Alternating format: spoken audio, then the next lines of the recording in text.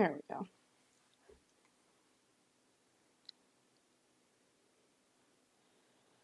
Okay, there it is.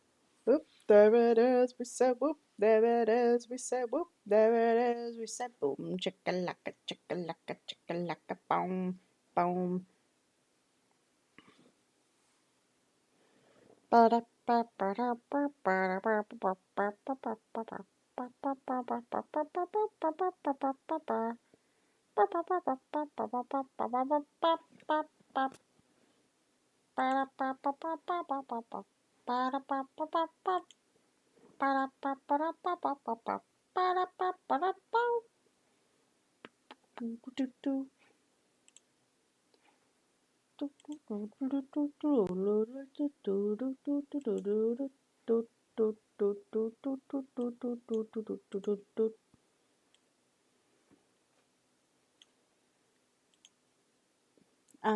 Brain rot has consumed my brains.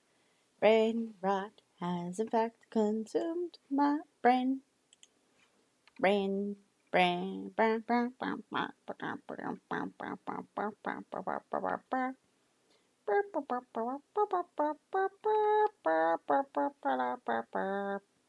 brain, brain, brain, brain,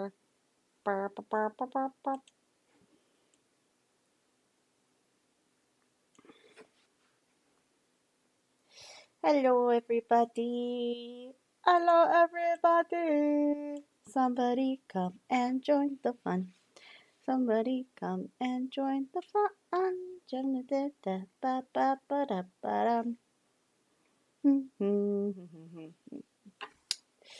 All right. As of popular demand, because the Discord, which you can have access to via the wonderful, wonderful world of Patreon or Coffee, I will be doing an art study today.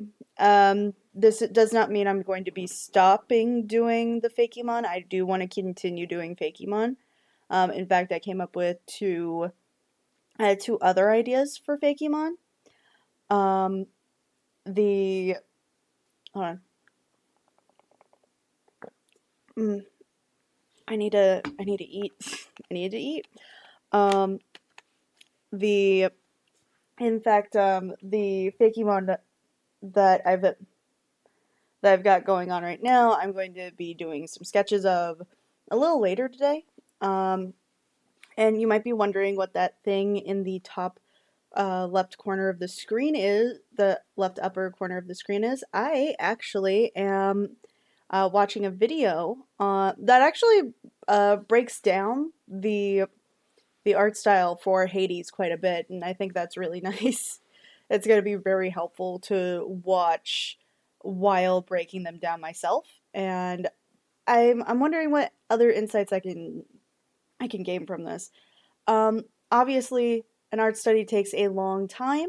Um, Art studies don't necessarily like they're not usually just one day and then you're good. You've finally mastered it. No, you have to that takes time and effort, and it's usually I think some people do it for as little as a week, and then others do it for as long as maybe even like 2 months. I think. Does it have to take that long? No.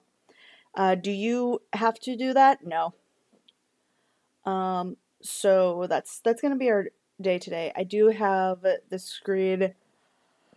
Currently, the screen is showing for you guys. The screen will be showing the video, and then the stream should also be showing my process.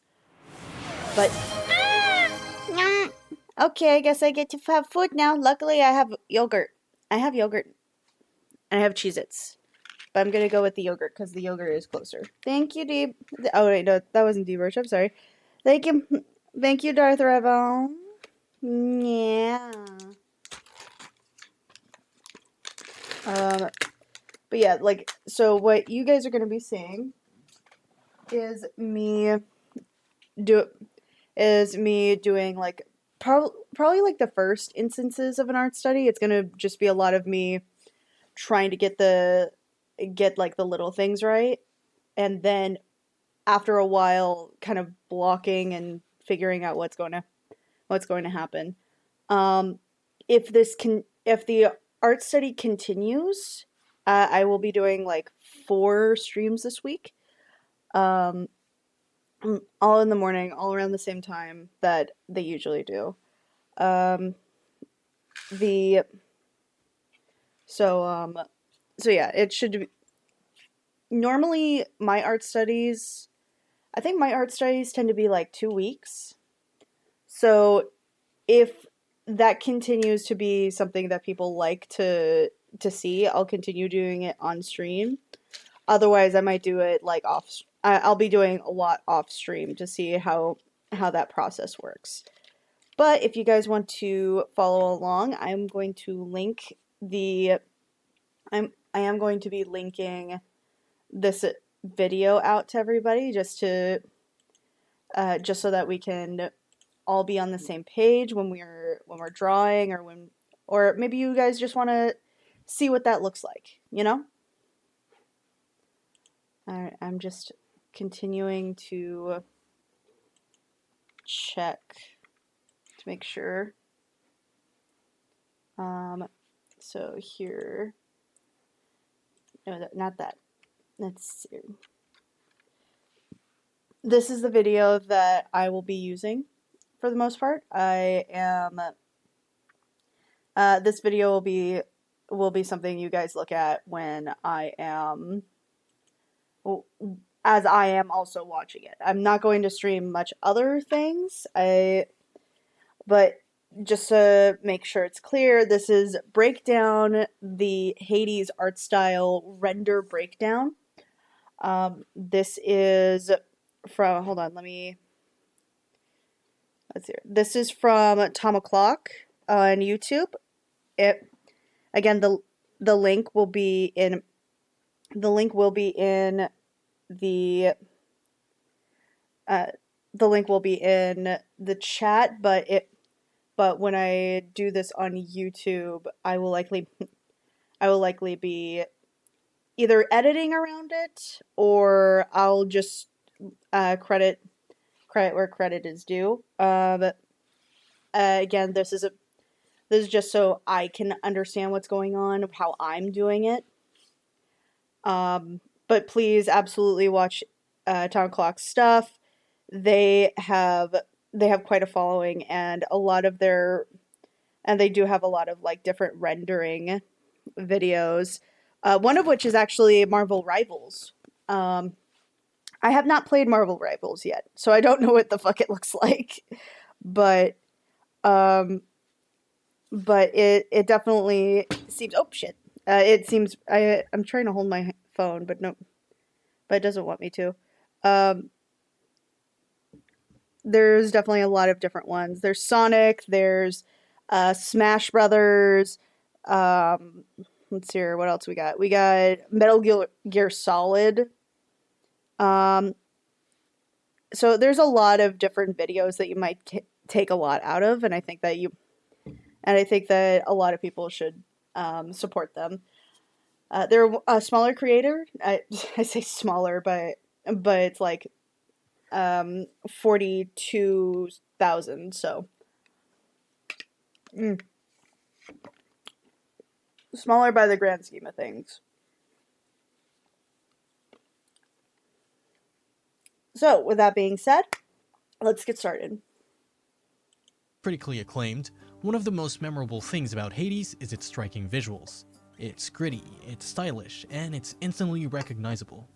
This episode was requested by Choco Drops. I ran a poll on the community tab to see which episode you wanted me to prioritize next, and Hades was the winner. Hey everybody, my name is Thomas, and welcome back to another episode of Render Breakdown, a show where we study popular video game artworks, break down its art style, then try our best to replicate it in the end. So, I think that's enough yapping for now, and let's just get right into it. Yes, get on with it! In an interview led by MCV Develop, art director of Supergiant Games Gen Z states, quote, A through line of the influences that I love to draw from are that they're often traditional or rooted in classical art. On our previous game, Pyre, I'd gotten really into some pen and ink artists. The inky influence I'd wanted to incorporate into Pyre was resurrected in Hades. At the inception of the project, we thought that the art style would be painterly. We ended up pivoting to pen and ink when the narrative and tone changed drastically during pre-production. End quote. This explains a lot of what we see in the art style. The deep black shadows reminiscent of comic books like Hellboy. In the same interview, Mike Mignola is stated as a direct inspiration, and you can definitely see this in the final Hades render. That's actually really interesting. I like the fact that that Mignola is actually a huge influence. He's a for outside of Hellboy, he's also done Extraordinary Gentlemen, or I think it's called The League of Extraordinary Gentlemen. The Okay, Mike Mignola, and that's from the Heavy Black Shadows.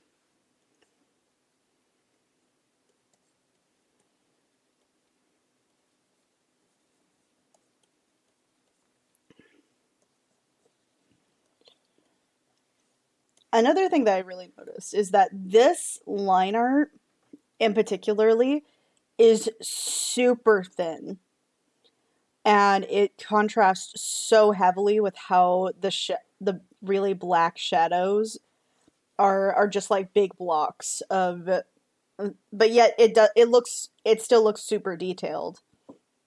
Um, I'm noticing a lot of where like there's black shadows. Some of this is promotional art. I want to point out, this is promotional art that probably wouldn't be in the game, but the way that it's rendered in the cutscenes is much more indicative of what is probably a very hard style to really come to. Mm.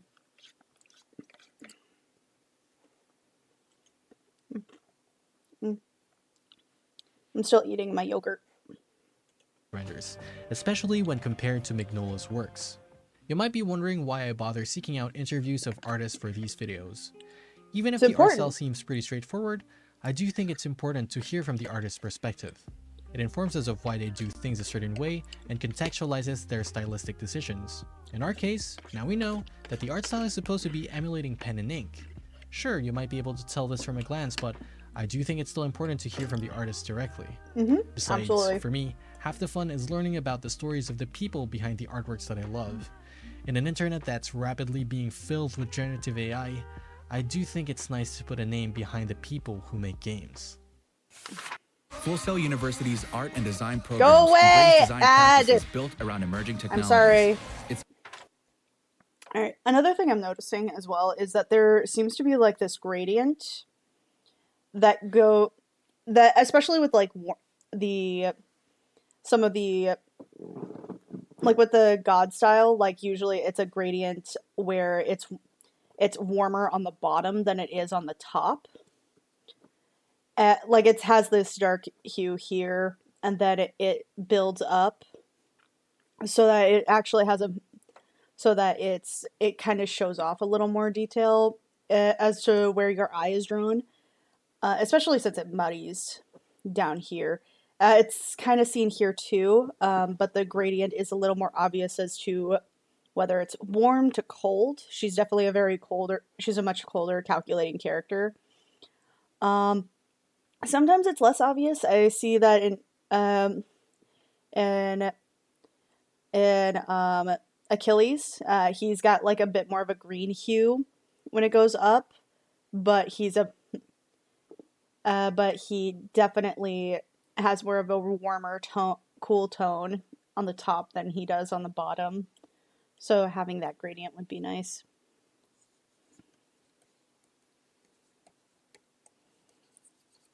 Gradient.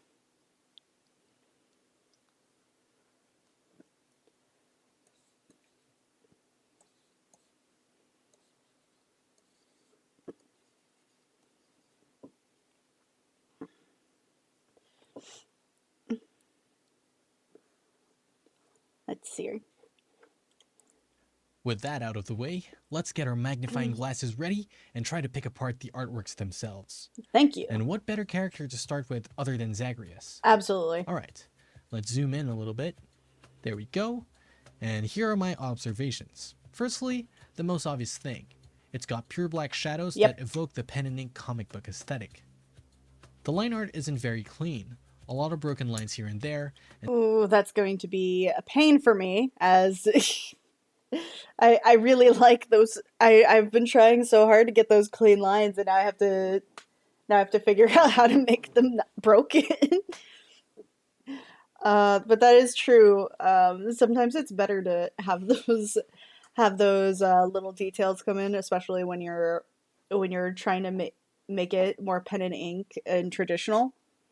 I find that I do love when it does break.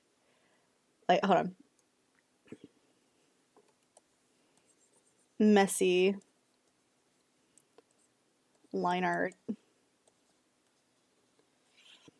I do like when it breaks like this. You can notice it a lot in the. I think you can notice it a lot more in like the. I think while yes, it's more obvious on like that specific image of Zagreus, which I don't think I brought in. The promotional art is actually much more clean, and you can see it especially here. Instead of having, but again, this is the difference between promotional art and like actual game art.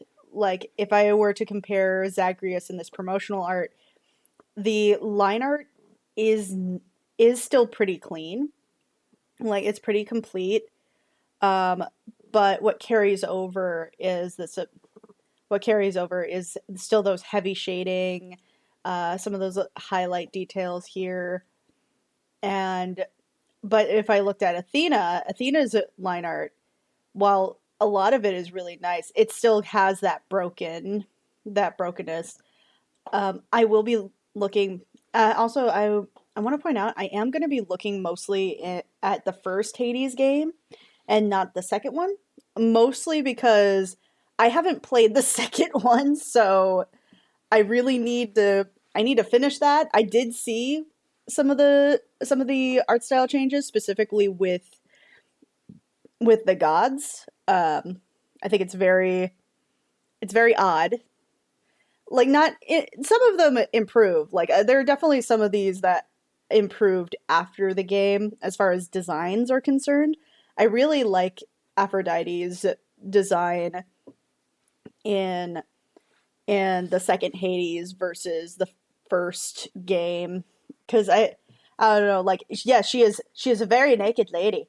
She's a very hot naked lady, but ultimately I think that giving her the small design changes that she has in the first to second game is actually it's very interesting.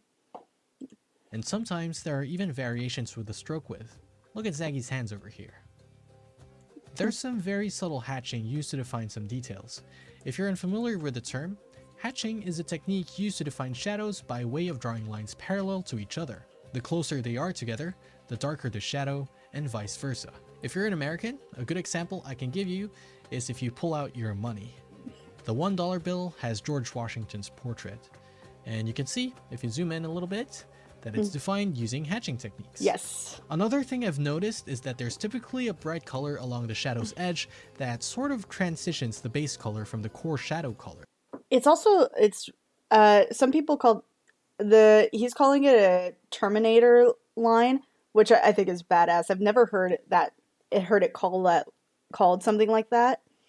I'm gonna have to look that up if that's an actual that's an actual term or if that's something that he made up. I usually refer to it as a rim light, but clearly that's not quite what it's being used for. So I'm wondering what he calls it. That's like how I'm gonna have to look up what that's called. I just haven't heard it be called that. This edge is also known as the Terminator line. Okay, so see, Terminator line. Okay. Okay, A little and then bit, I go then over it's here. defined using hatching techniques. Another thing I've noticed is that there's typically a bright color along the shadow's edge that sort of transitions the base color from the core shadow color. This edge is also known.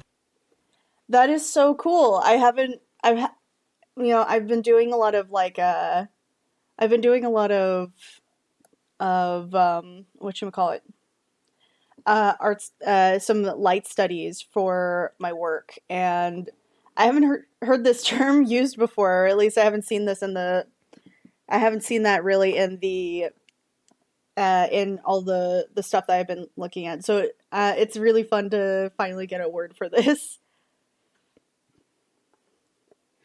Um, let's see here.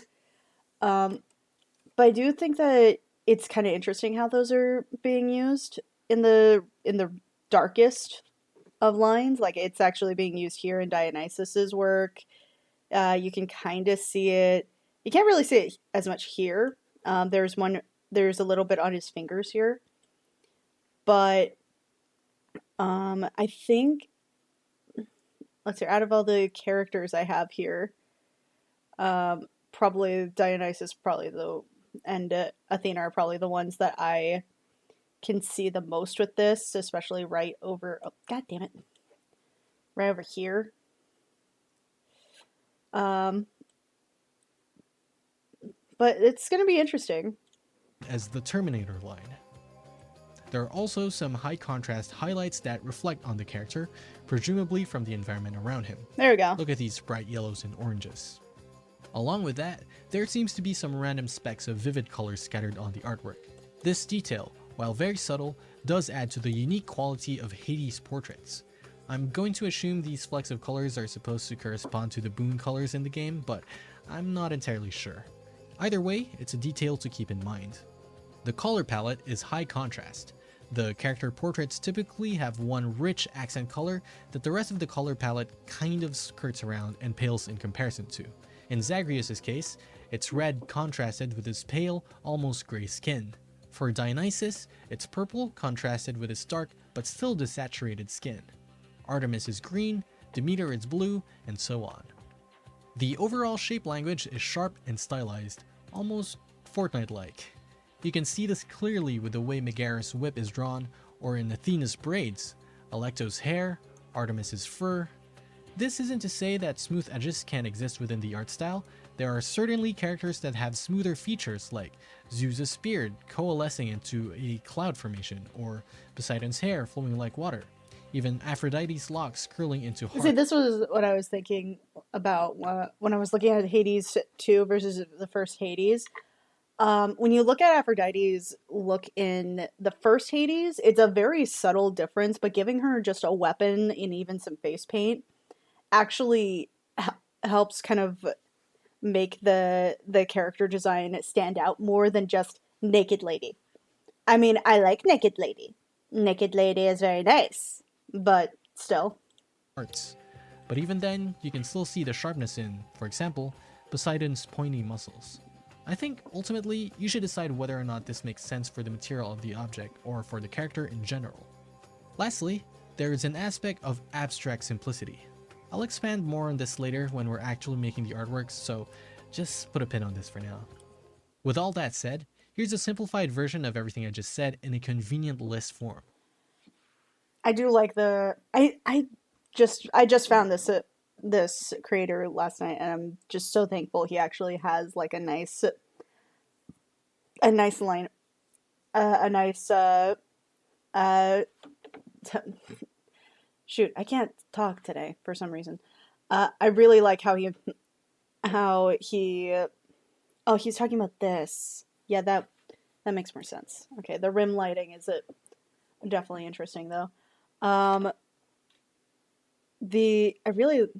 really do enjoy the the the nice list. A good list is nice, when you're working on stuff like this, just going like, hey, exactly what makes this art style and the art style it is. And this is actually really helpful. I know YouTube loves its lists. If we were to make a material sphere with the characteristics of all the things I've listed, it should look something a bit like this. With our light source coming from the top right, you can see the pure black shadows here, the Terminator line color over here, some subtle hatching details, flecks of random colors. You can even see my attempt at the Hades shape language by making the ball imperfect. In the same interview with MCV Develop, Gen Z says that the 2D assets were made in Photoshop. Luckily, we're not going to be animating anything or making any 3D models, so we're just going to be using a similar art program. My program of choice is Clip Studio Paint, or CSP for short, but you can 100% use any other standard art program for this. I ran a poll on my Twitter page to see who your favorite mythology-inspired video game character is. I only got 15 votes, so you should probably follow me on there so I don't look like a total loser. Anyways, Palutena is the winner. Hooray! But I wanted to do some warm-ups before going for it. So I decided to go for the second best pick as my practice character. Kratos from God of War Ragnarok. Big news. Powerball now draws 3 days a week, Mondays, Wednesdays, and Saturdays. I started with a rough sketch. I tried to match Zagreus' proportions in relation to head size versus body size, with some leeway because obviously Kratos is a lot beefier. Whenever I make artworks for a render breakdown, I never want to copy an existing render's pose one-to-one. I decided that having him rest his axe on his shoulders would be a cool, nifty look for him.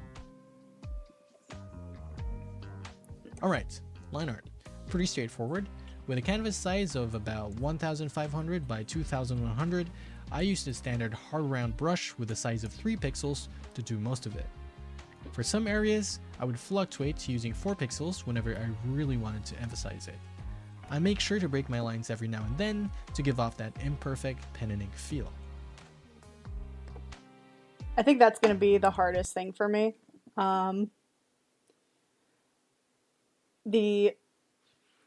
I think this is definitely going to be the hardest thing for he does tend to be a little softer with his face, but I'm not here to critique his process. I'm here to learn, you know? So now I'm going to stop it there. Normally I'd let it go further a bit more, and I think that it would be helpful to do that. But I've already had his video go through halfway through, a little less than halfway through, or a little more than halfway through. So I'm just going to shut that down real quick. Put that down here. And I'm going to I'm not going to use I'm not going to use his art specifically, but I am going to start with just a very loose understanding of it. The list is very useful. I have it right over here. But I want to make sure that I'm getting this done, you know? So let's start with the circle. I am going to back up that one so I can see the circle. All these squares make a circle. There we go. I'm not going to, again, I don't want to totally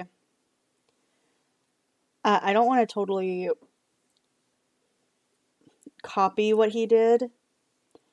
I need to be a little looser with my work. And I know that, and that's going to be very, very hard for me. God, it's going to be very hard for me. Oh, yeah, this needs to be black.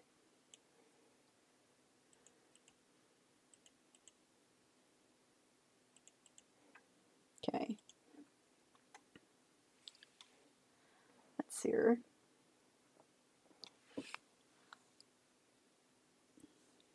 Okay.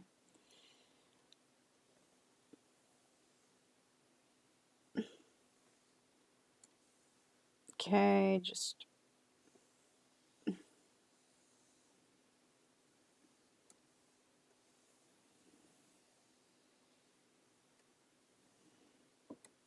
maybe if I put this down, lower the opacity here. Okay.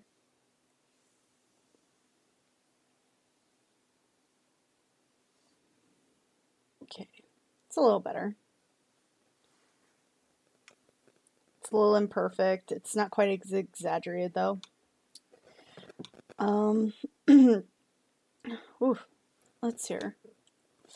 And let's just take, I'll take Zagreus's color here. And I will put, oh, there we go. No, not like that, not like that, no. There we go. Okay, darkest color. And also another thing I noticed, I don't think that he mentioned, this probably comes with the art style being that it is a, god damn it, there we go, being that it is a,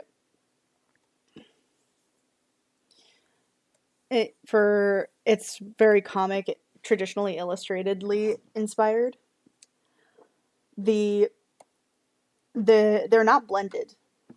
Like nothing here is really blended. It's very blocked colors, which is going to be hell for me because I like to blend, and this is going to be fighting a lot of what I do.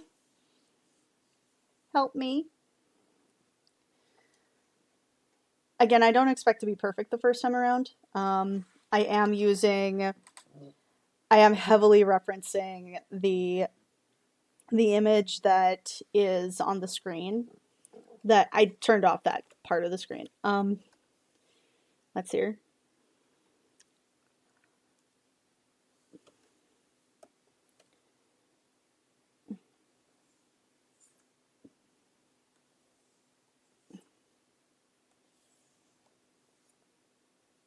I'm going to try to not make it into a perfect circle.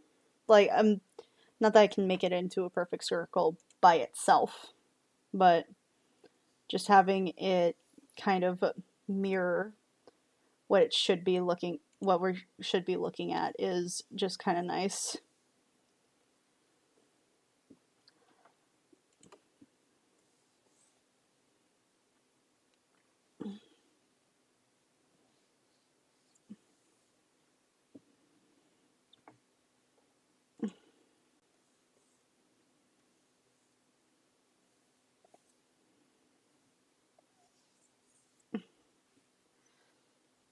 This is gonna have a lot of me cringing at myself and going like, please, let me blend.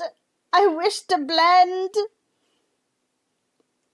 Allow me such privilege, please. It also is emphasized in the difference between the promotional art and like the actual game art. It's still identifiable because it has the pieces that we're talking about, but it's still it's still very different. Okay.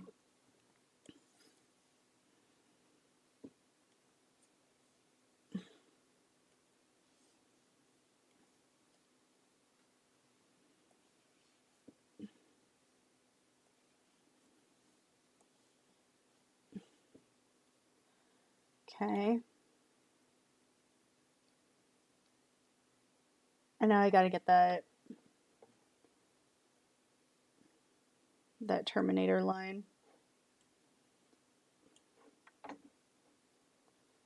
So and that's gonna be, where's the lightest line here?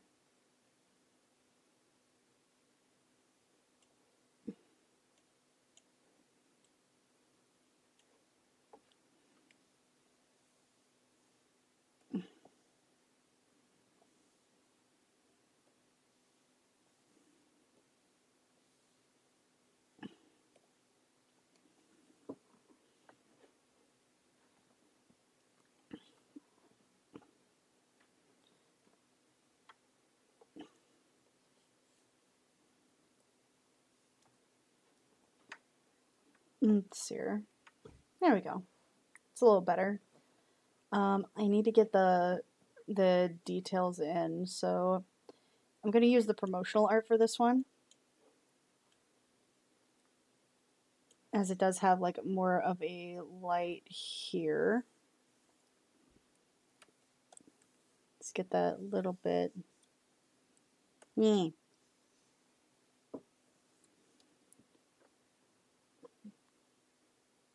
All right. And let's try to use some of these colors that they're here. Again, this is just me playing around with it.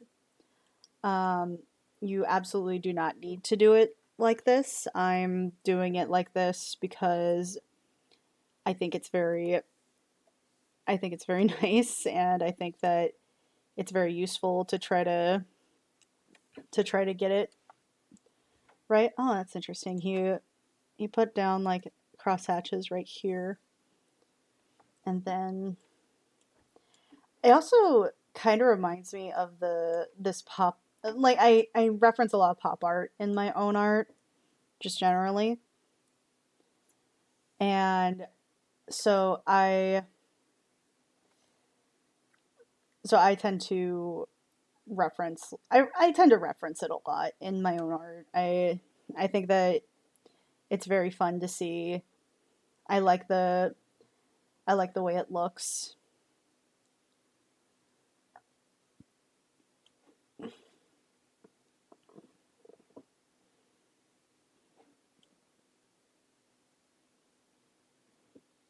Hmm.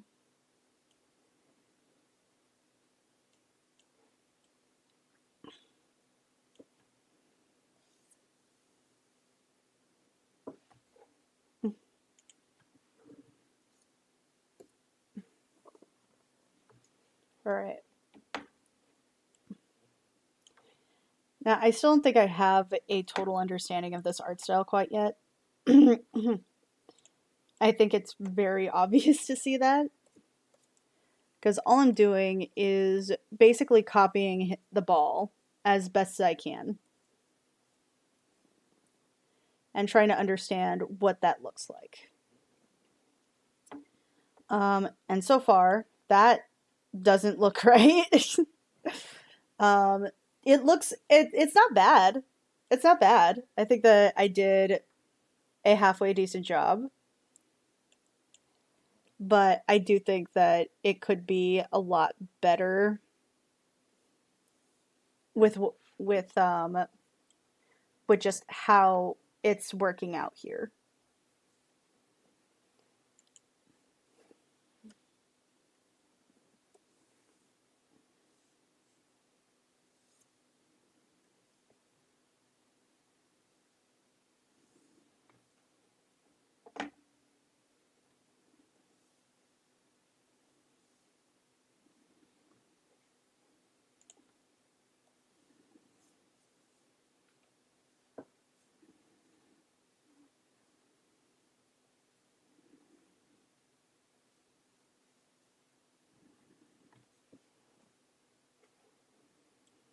I don't know. How do you guys think of it?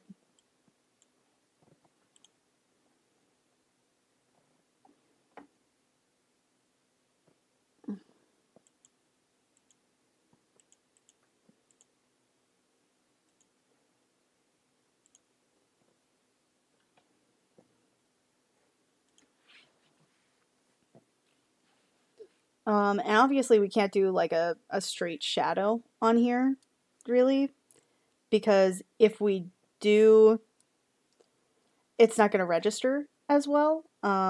Because the game doesn't actually have like shadows on the bottom. Like when you register like, oh, that they're standing somewhere, usually it's just a black blob, because it's gameplay. Um it's not supposed to be like an actual it's not supposed to actually have like shadows. I'll put this there just for the sake of it, but that's pretty much how they look. How it's supposed to look. It doesn't really have like It doesn't really have much else to it. Let me just respond to something real quick.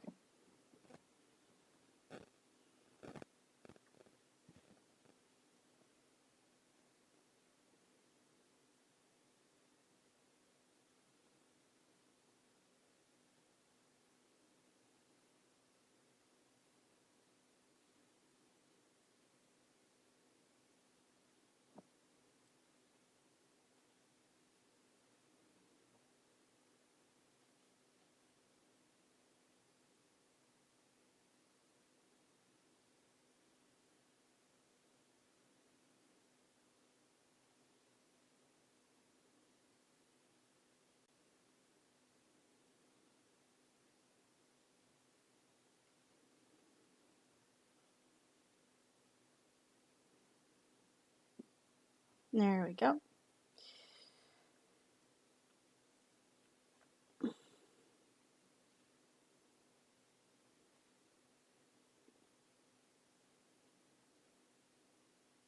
And replying to a few more messages real quick. I'm so sorry.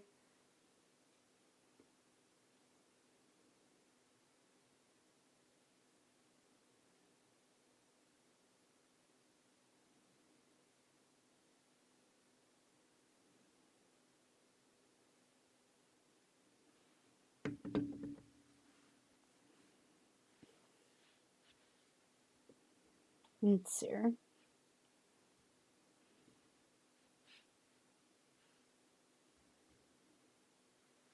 So yeah, that is kind of what I'm looking at here, and I do think it fits. I think in his he like has a bit more.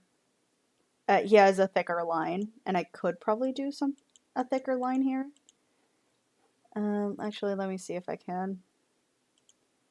Doesn't need to be well.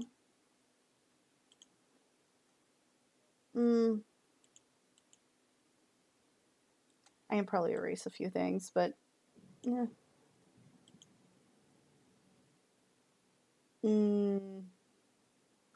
I'll keep it as is. The line variation is definitely necessary for this style, but I do like how the orb turned out. So let's put that here. And I will put you in the corner here. A little smaller. There we go. All right, and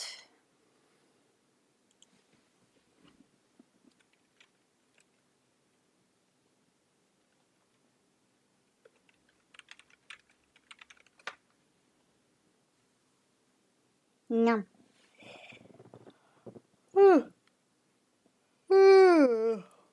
Excuse me.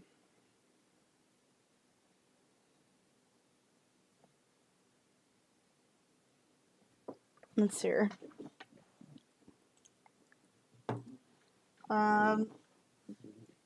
You know what? Since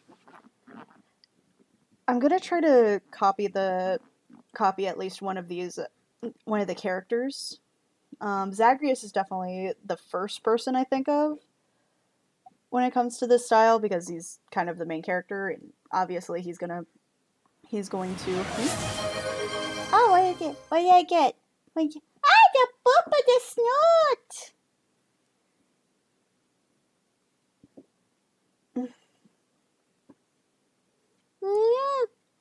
The snoot boop. To help with that, I'm going to heavily reference Zagreus, but I'm not going to trace.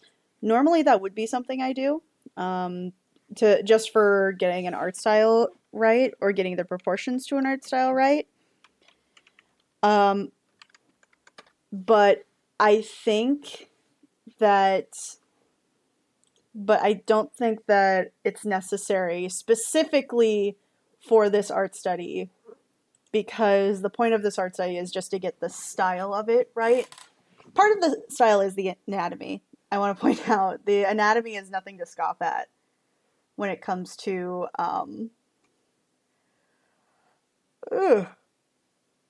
Oof.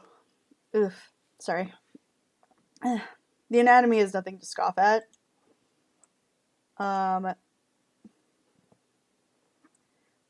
Let's see. I am trying to find like a decent. Okay, yeah, this is a decent one. I'd try to find like, oh wait, oh nope, that's an edit. I don't want the edit. It's a good edit though. I'll use this. Oh God.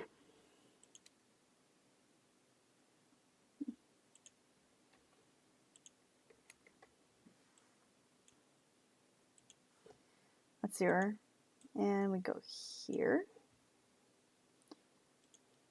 And go here. And I do think the anatomy is very important for this. But I am going to try to just heavily reference, not actually trace. That's my goal here, to reference, not trace. I do wish this background was blank.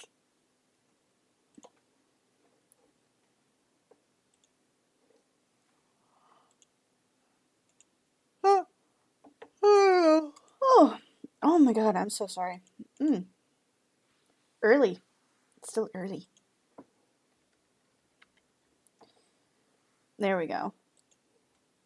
It's a lot easier to see where the line ends and the person begins. There we go. Again, this is going to be a lot of me referencing.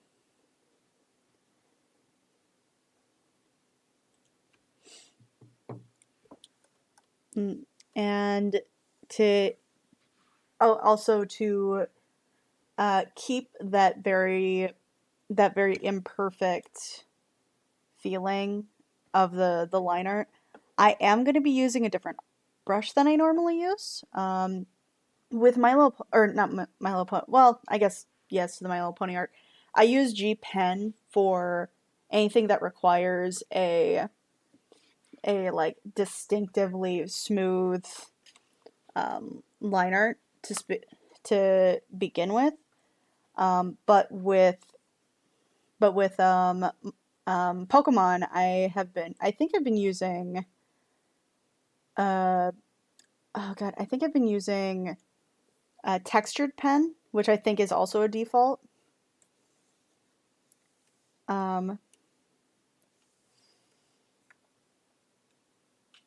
Let's see.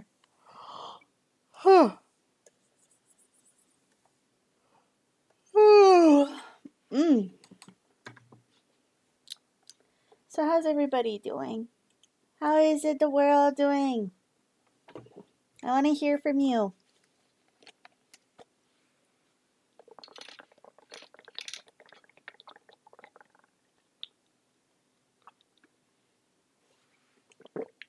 Sorry. I really needed the sustenance and the coffee. Let's see here. So for this one, I'm going to be using my go-to pencil, which is Pencil 2 Kamo Kamomi Multiplication Gashi Gashi pencil. It's part of a set. I could also use the cream pencil, but I feel like the layering is going to be off, so I'm going to just get there's a lot of these sharp edges, so I'm going to, I think what's the hardest part for me when it comes to art styles is not only accurate anatomy, it's also just allowing the piece to be imperfect. Because all I want to do is make it so it looks right. So that it has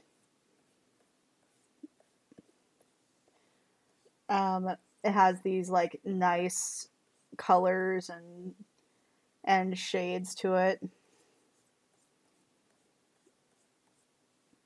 But the thing is that in order for you to allow it to do that, especially some of the nicest art styles, the nicest art styles are usually like kind of the fuggliest. Like they don't have like a they don't necessarily have very um they don't necessarily have like anything big or bombastic about them. It's just how they're using those techniques that makes them better.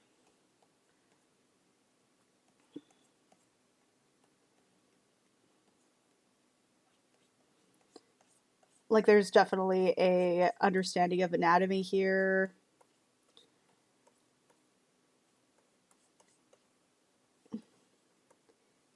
It's kind of a lankier guy. He's buff. He's got them titties. He's got the middies.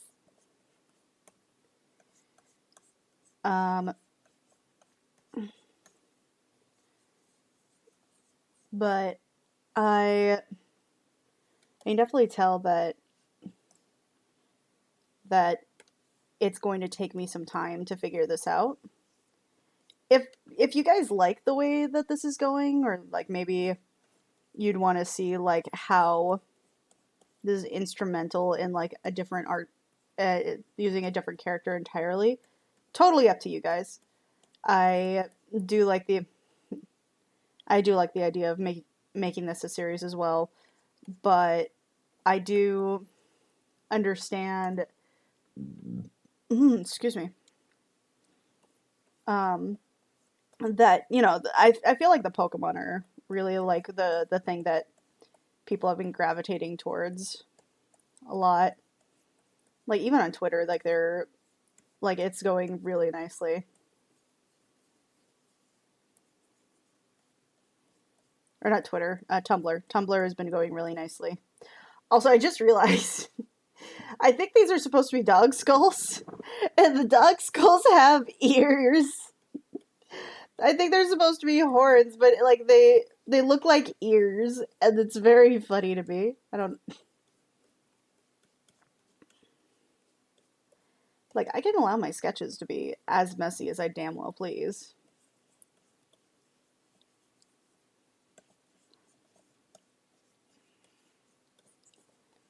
It's when I get to that line art where I'm like, oh no.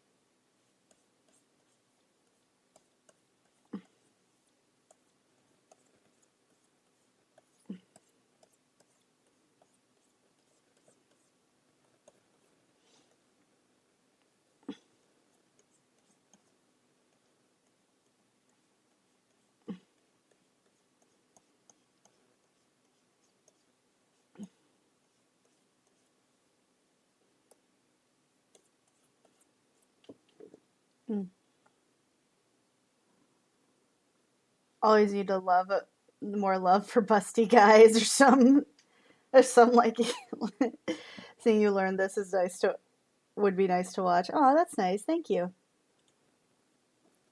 Let's see.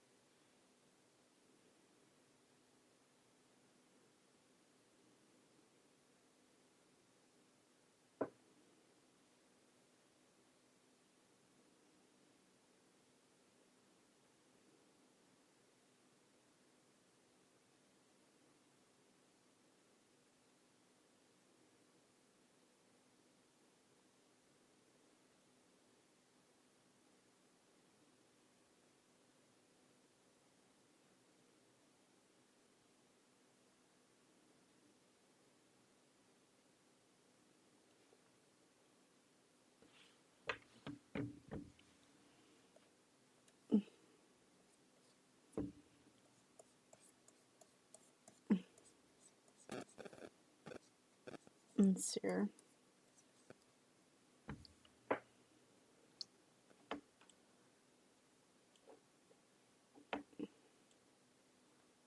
Also, I think I hate ears.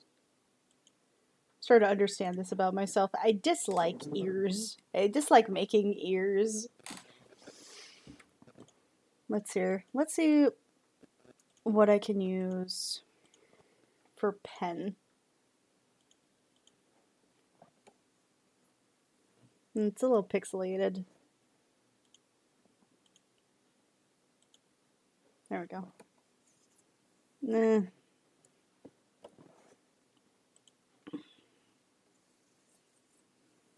Nah. Well, actually, that might help. No, not quite as good.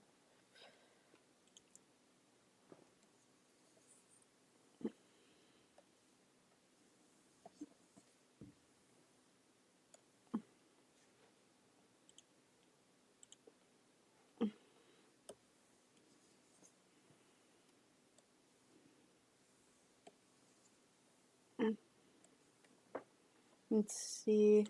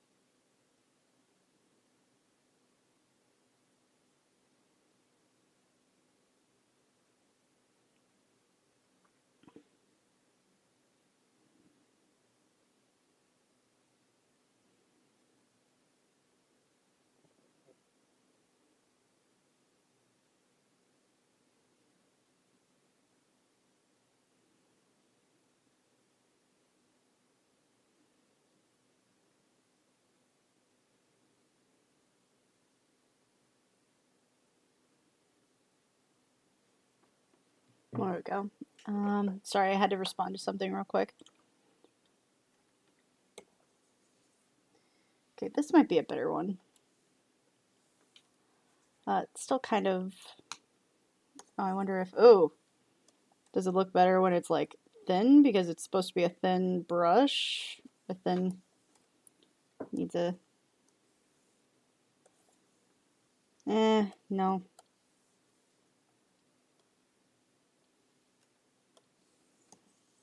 Mm.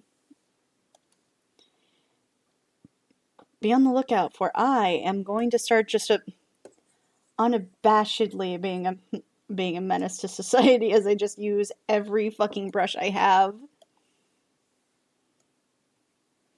I literally have a brush that just says cow.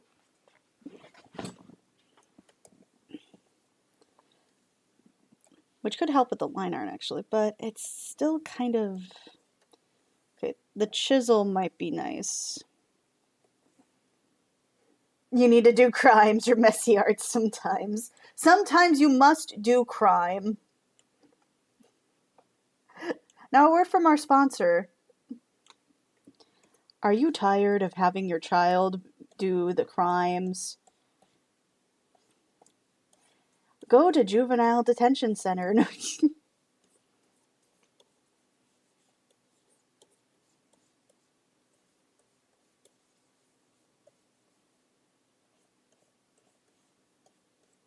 Okay, this brush is not doing it for me. I thought it would be, but it is not.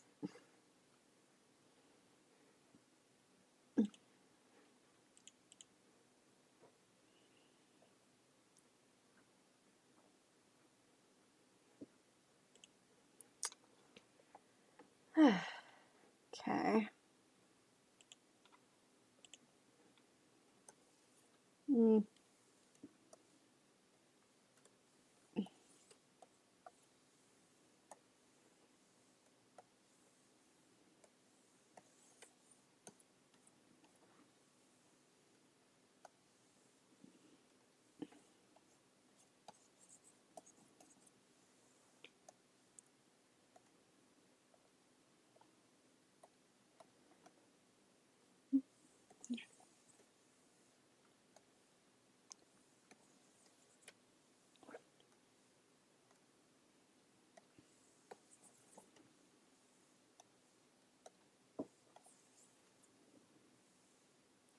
As cool as that brush is.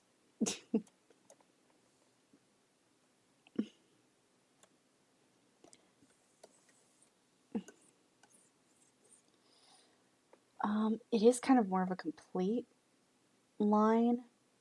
It's just kind of messy, which is good, but also makes replicating it such a fucking bitch.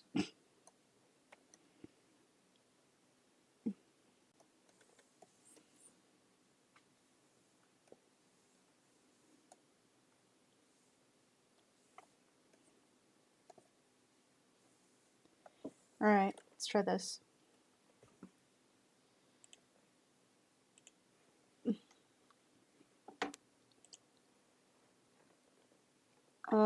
I need to find the right reference again.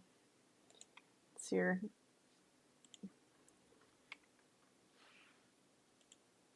Damn it, I hate when they have this where it's like, oh yeah, we totally have it. It's a WebP file and you're just like, damn it!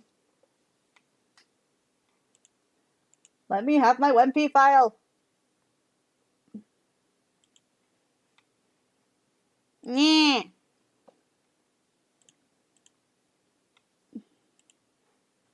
Let me do the thing I need to do. Okay.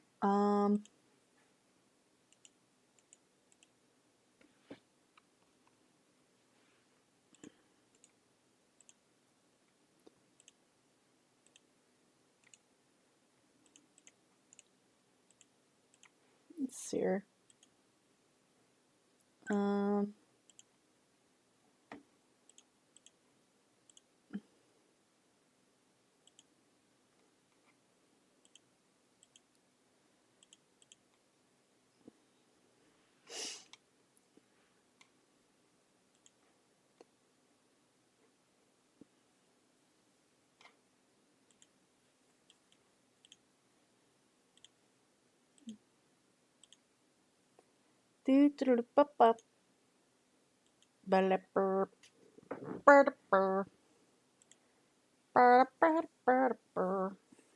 Okay, there we go.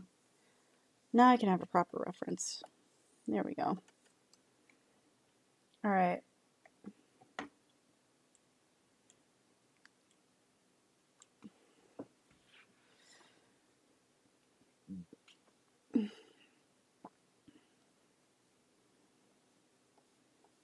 Now I'm not going to, this isn't going to be the final sketch, I think. I still want to play with it a little more.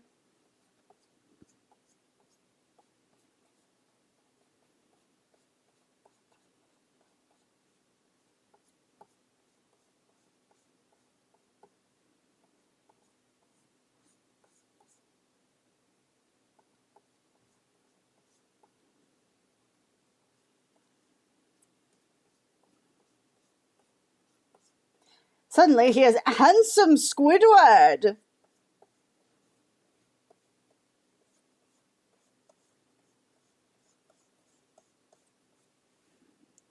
Suddenly just looks like handsome Squidward now.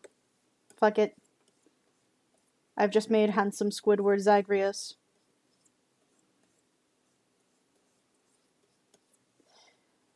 Again, keep in mind, this is not me, like, taking this first step here. It's mostly just me, like, messing with it. Also, his face is more proportional, so let me get this face right.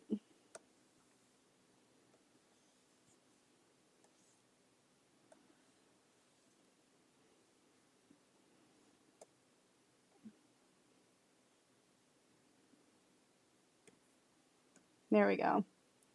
It's a little more proportional to the rest of the face. Especially since this eye is probably a lot smaller actually.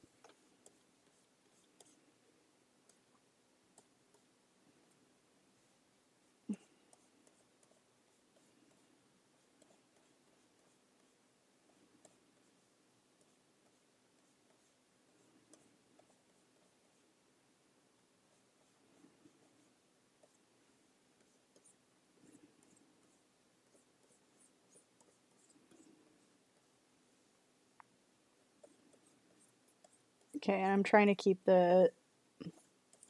This is mostly just practice, so I can get started with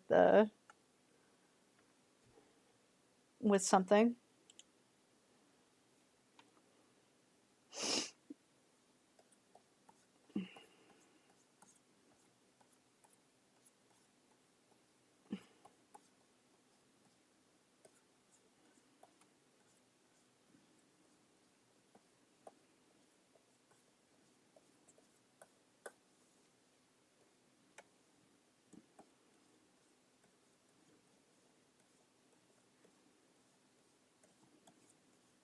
And there we go. Now,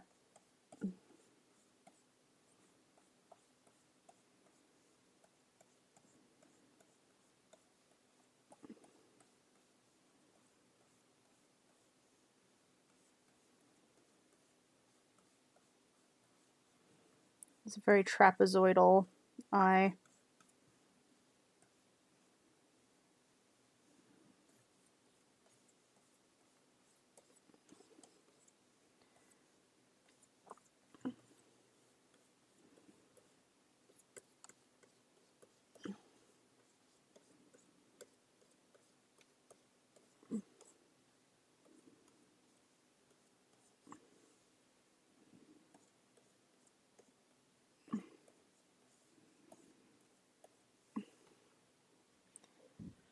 Handsome Squidward is on the rise.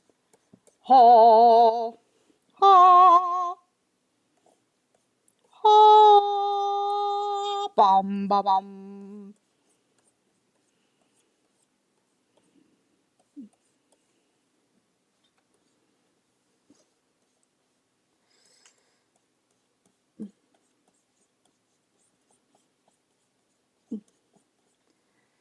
It's not going to be perfect the first time around, and I know that.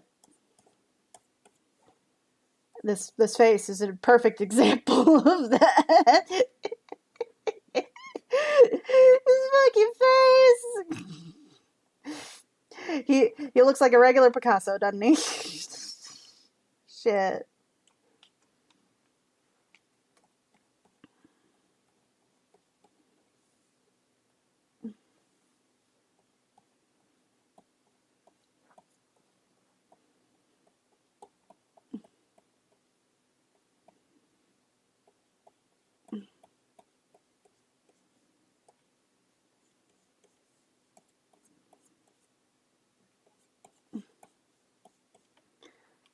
Again, I will point out this is not how it will look in the end.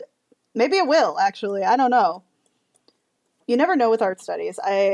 Usually what I do, especially if you have been on my Discord for a while, or you just saw like for a while what I was doing with the Sailor Moon art style, which was basically like I did one round from memory, which was awful, and then I did, and then the next one I did was based off of a reference and seeing what I remember from the art style versus what I remember what is actually part of the art style.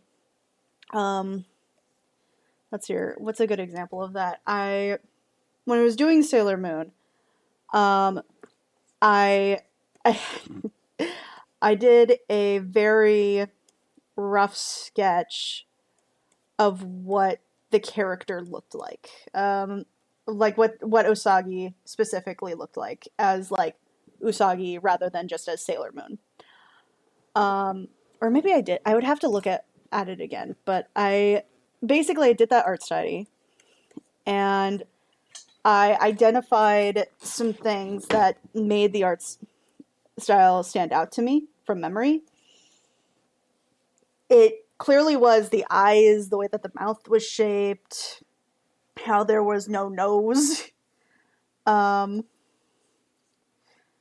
The like all these different things. And when I looked at them, it was like, huh, that's really interesting that these are what I pick up from this art style, and probably what a lot of people picked up from the art style, because by the time I got done with it, I realized how much it kind of looked like art from like the early 2000s, which is very funny to me. And then I realized like how much of that is probably me, like how much of that is just me referencing what I remember. Because I didn't grow up with Sailor Moon, but Sailor Moon is such a big franchise and like such a big thing that I don't think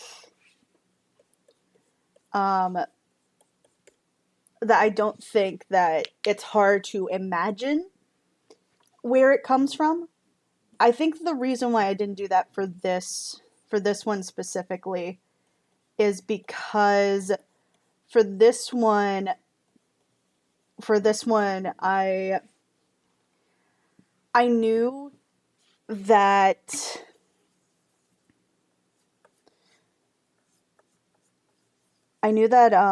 this art style is not super familiar with me. I didn't grow up with this art style. This art style is not something I grew up with. It's not something that I know. So I'm skipping straight to the heavy reference, like as the initial, as our initial go-to.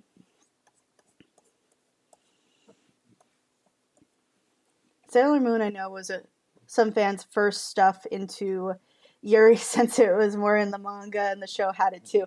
Yeah, the translation still tried to hide it. It was still trying to suppress it, but it was not as bad. I feel like with what we were doing, we still saw it. We're not fucking blind. But I didn't really grow up with Sailor Moon, so it was a very different experience watching the show for a reference, and then like reading the manga, or I actually managed to find a English translation of the mangaka's stuff in order to do the art study to see how it worked. Her notes are hilarious. Like her notes are just amazing. They're incredible. They're very humorous. I couldn't find it again after I downloaded it. Even when it was from the same website, I was like, huh, I can't seem to find this. Oh no, I have to keep this now forever. And I do. I still have it on my laptop. It's still very much there. I will not profit off of it. I want to point out. First of all, it's not worth me profiting off of it. And second of all, it should be free. It should be free in this case, because if I found it for free, you should find it for free. Okay, so that's a rough sketch of Zagreus in this art style. I definitely need to work on my faces here, because I need to give him this high cheekbone. And I need to pull down his jaw a little more.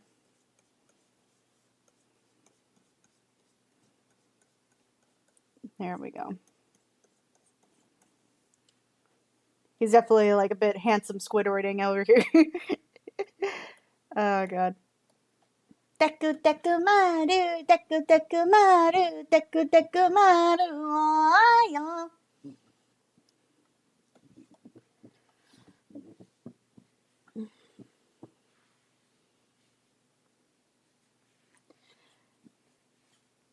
It's nice to tell others where to find stuff, but normally you have to find it yourself. Yeah, and I still have the book.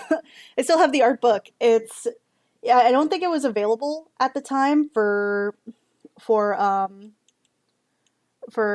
American audiences, but I happened to have found it, and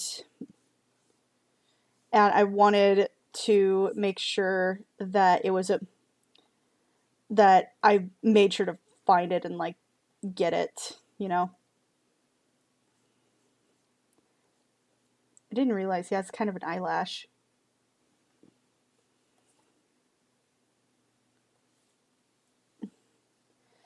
Oh, what's worse is that it has like tangent lines too. No.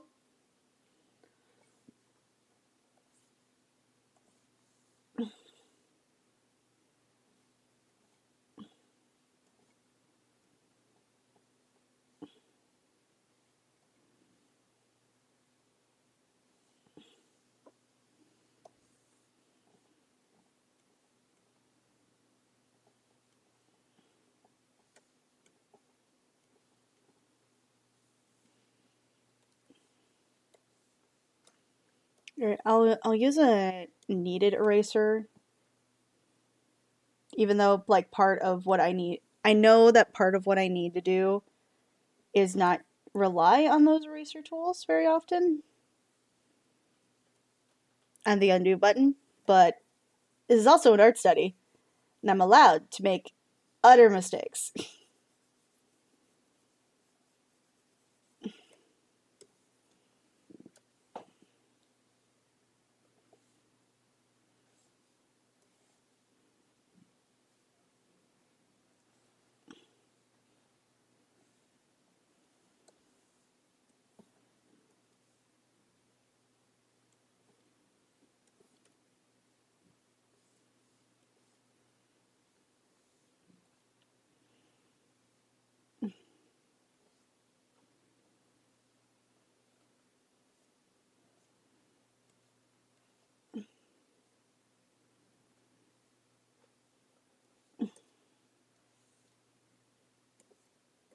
Let's see here.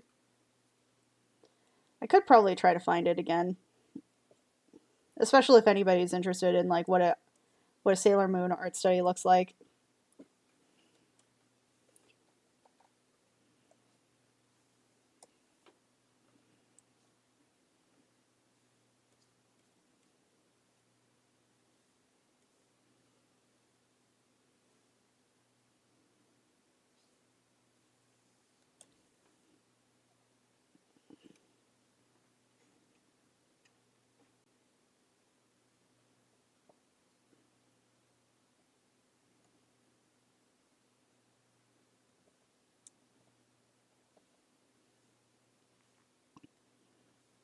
Oh,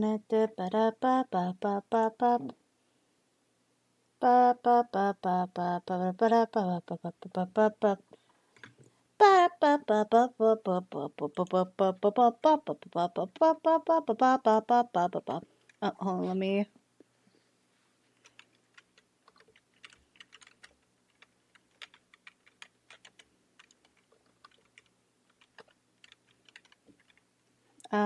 I also realized that I did not start the event yet, so I will put that there. Start event. There we go.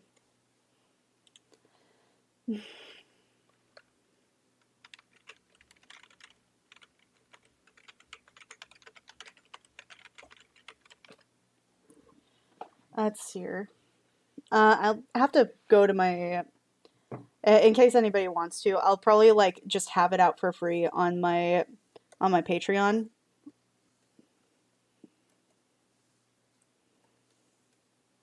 Let's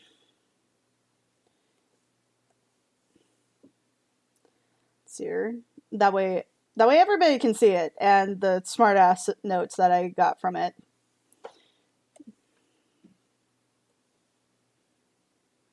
If anybody is interested in that. If not, that's fine. I can share the website I got it from, which would probably be better. Because it was very useful. It was super useful when I was doing the art study for the art study for what's it called, for Sailor Moon.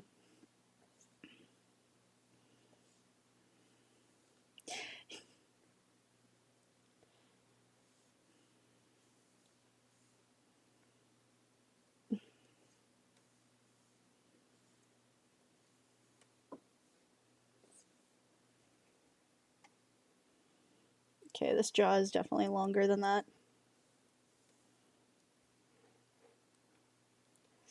So is this nose. This nose and this jaw need to be lower. Start by putting this lower.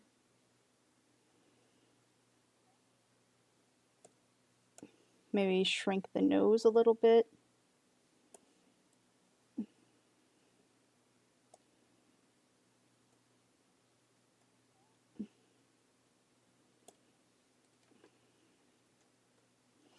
And then let's extend that black line here.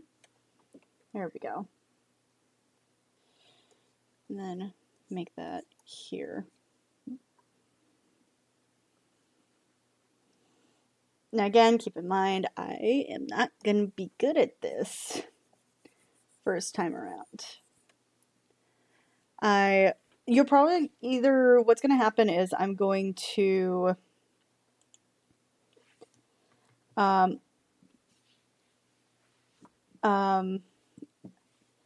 we're going to, what I usually do is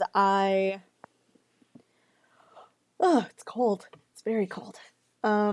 Usually what happens is that I will do a lot of work off stream. Like I do a lot of work off stream outside of like just doing my regular job. I do a lot of like commission work, which are open, by the way. I want to point this out. My commissions are open. Oh, excuse me. I have my commissions open. They are very cool. Yeah, normally when I share stuff, I give out sites since it helps more.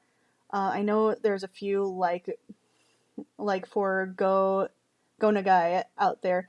Yeah, there is. The only reason why I say I would point it to my site specific, I would probably put it to my site and then like my Patreon and then the site where I got it from.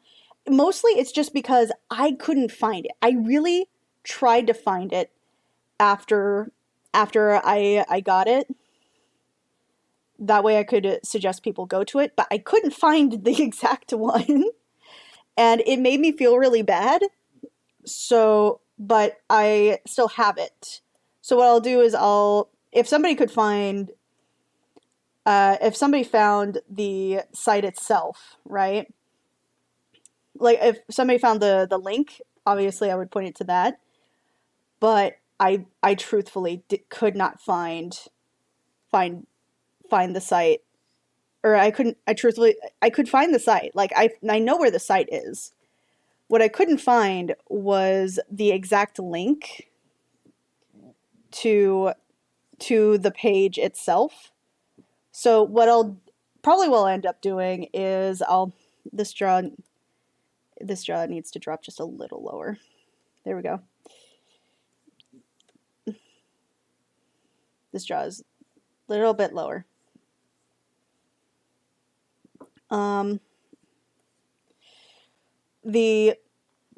He looks like he's got a secret.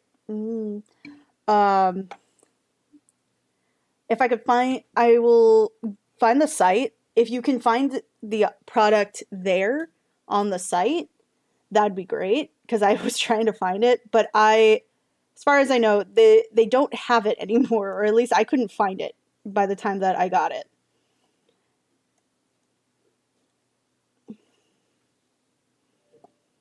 Let's see here. Lower the nose just a bit more. Let's erase this.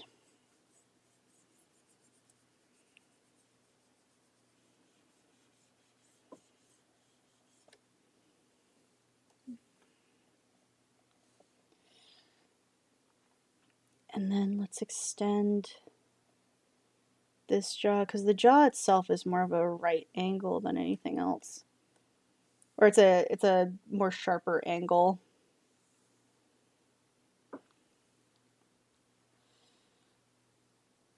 Maybe this part is also kind of high.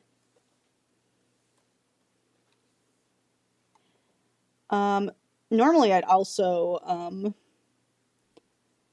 probably put this, to make it symmetrical, put it on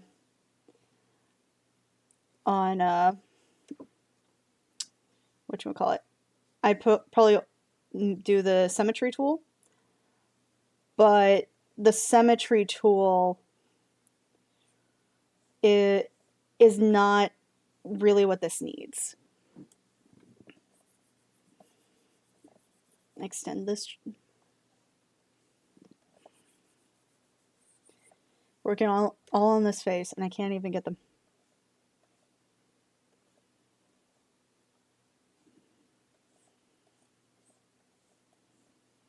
All right.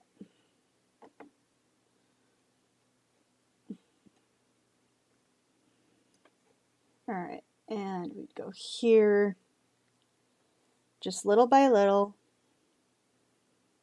making sure the outside lines seem to be complete, right? It's just the interior of this line art that's not actually super detailed.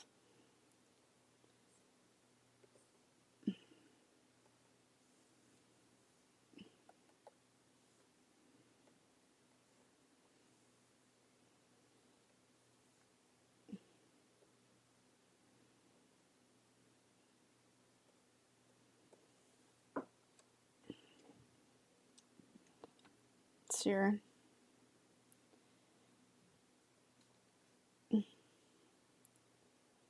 There we go. Yeah, I make some fun, hot fan fiction now and then, and I'm working on something huge. I am on chapter 20 now. That or busy doing other fun stuff with friends that I can't say here. That's fine. Mwah. I'm glad that everybody's having so much fun with what they're doing. Currently, I am trying to get this cross-hatching right. Okay.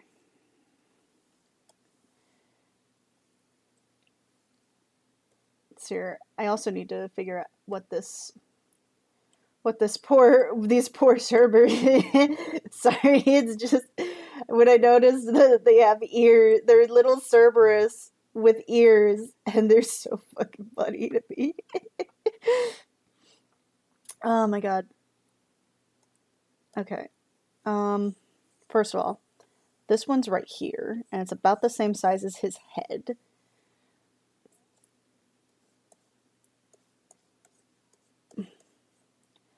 A lot of this is going to be, see, there's a tangent line right there, and it bothers me.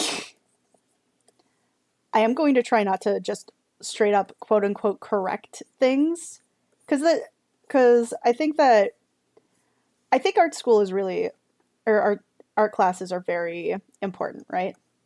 I think that they are very important to get work done. Here's my problem. Here's my problem with them.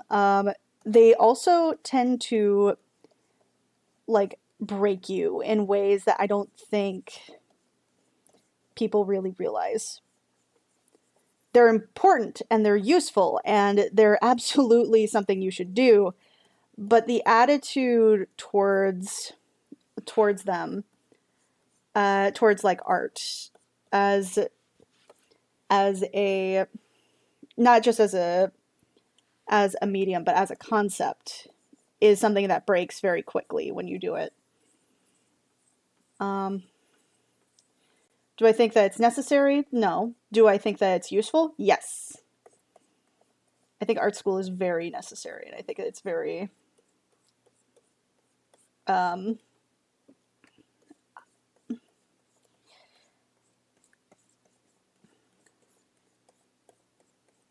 it was very necessary and useful, and I like that, you know, there's a lot. This skull has a lot of detail in it. This shadowing is going to be the death of me when I try to get this done. No! Like, it's so simple. It looks so simple, but it's not. And you're gonna... I can already tell. I can already tell.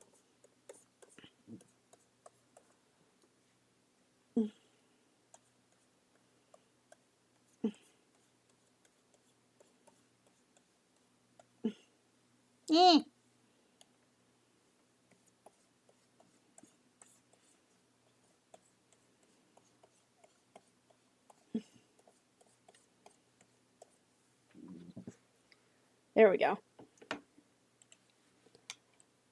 All right.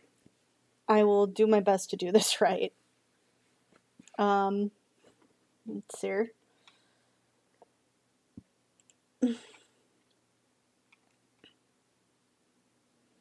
Now I'm going to try little by little to get this to look right.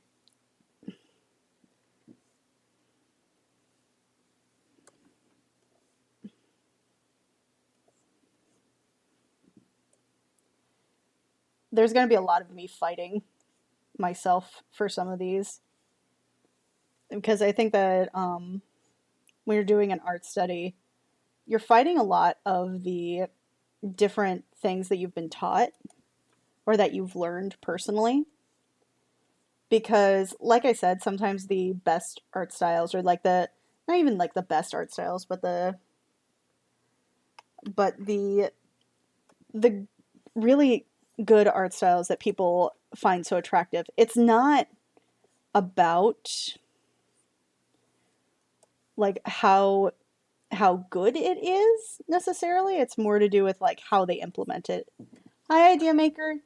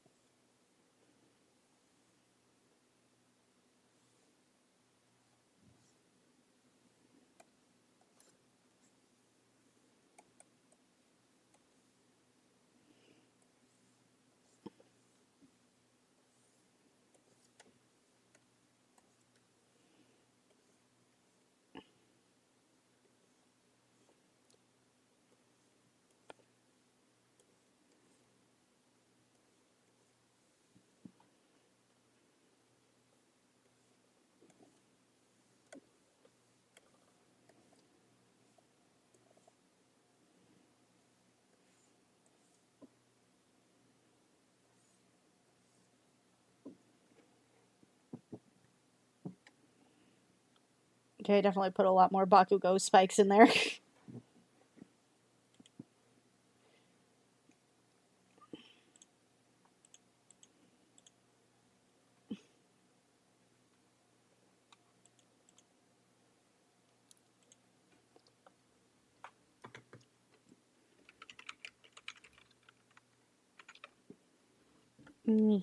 I will be ending stream early today, because I have some other engagements I need to take care of.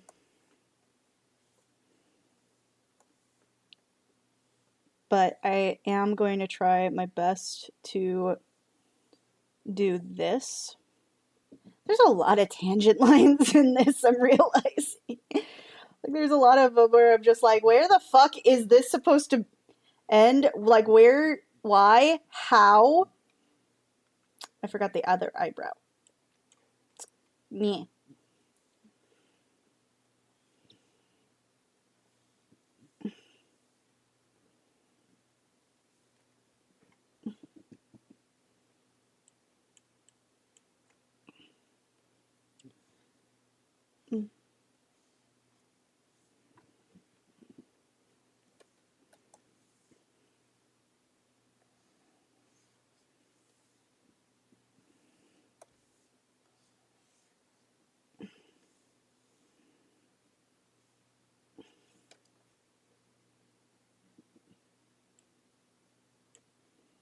All right.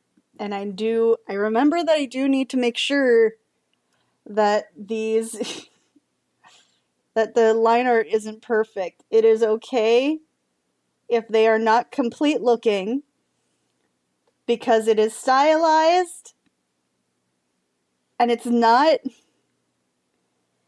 going to kill me.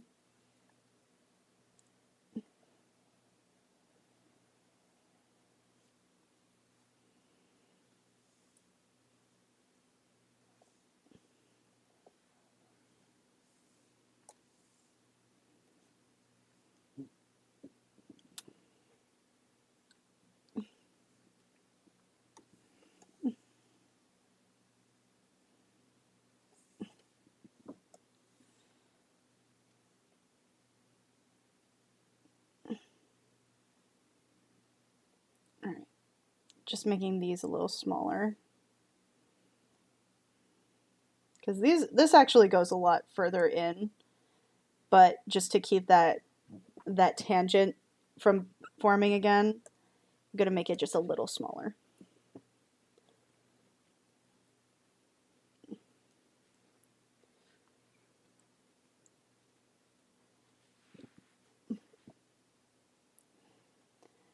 All right.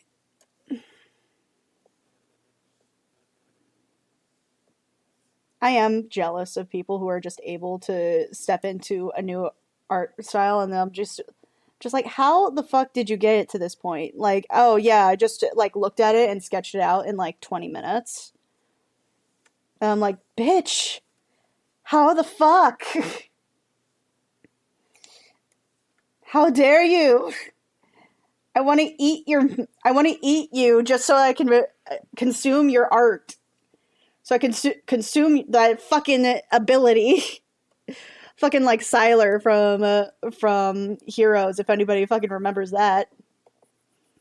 Actually, I think that Heroes, I think, was originally a comic book, and then it turned into a TV show. And I remember I ate that shit up. It was like my family show.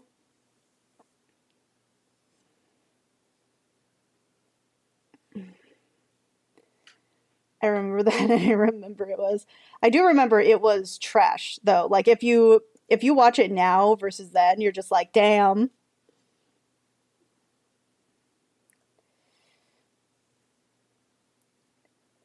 Yeah, usually that's the phrase that people go with, like, oh, I just practiced. And I'm like, that's not really an answer. Like, how did you practice? What techniques did you use? Is there a I think that's why whenever people try to ask me, like, how do you do this? How do you do that? How do you, or they like ask me for a tutorial on how I draw, I'm not a good source of practice at all. I don't think. I think I'm entertaining to watch, and I think that I do have the talent to do that, but not every artist is a teacher. That's kind of why when you that's one of the usefulness of art classes and art school. You're able to kind of indicate what it is about your art that makes it your art. Hi, Nas. Um, the and it's really good for like understanding how do you articulate things that you want to articulate, right? But for me, I do not think I am a good source of finding out how to do art. I think that if you wanted my sources, I can absolutely give you those sources, and you would probably have a much better time understanding my thought process. But as far as actually understanding, like, hey, this is how this works, this is how that works, and here are the fundamentals that you need to understand for it, I am not the person to go to. I could give you tips, and I could articulate why I know certain things, but I am, as far as like making like you're not going to see a skill share of my work anytime soon. Nor do I think there should be. Because I think every artist is still learning. I think that that's very apparent in everybody's art style. Like especially when it's the dreaded like art style change. Because when it's the art style change, it's over. Like you're just like, I don't deserve any of you complimenting my art. I don't deserve it. I'm a fraud.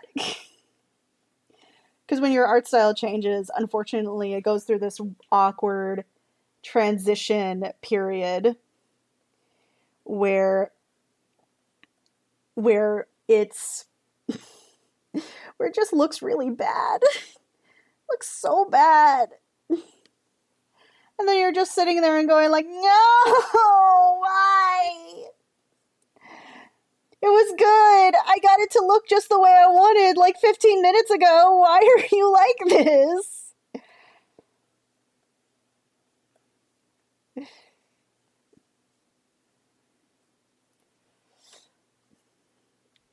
It's your product of its time. Yep.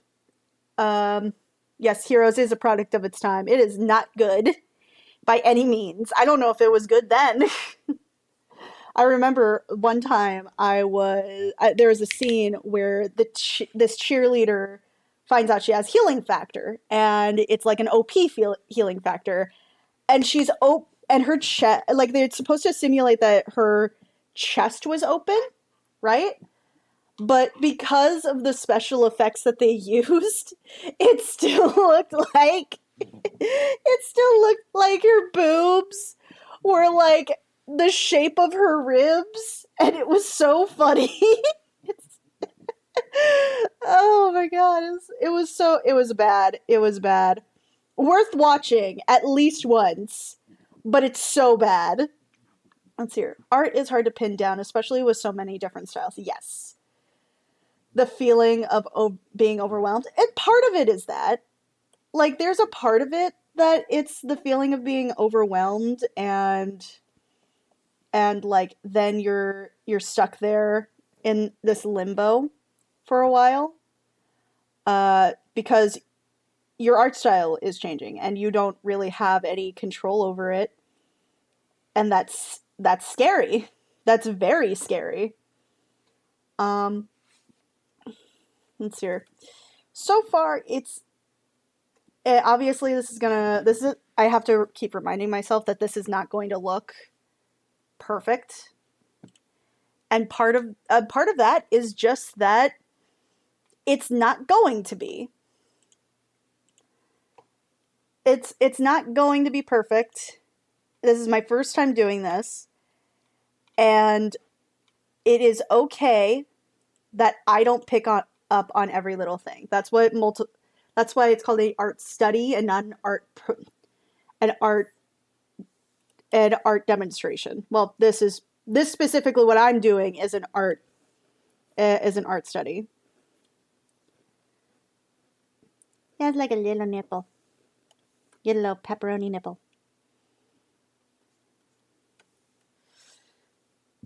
All right, this is the part where I have to break it down. This is the part where I'm dreading, where I have to make it so that these lines are kind of sloppy.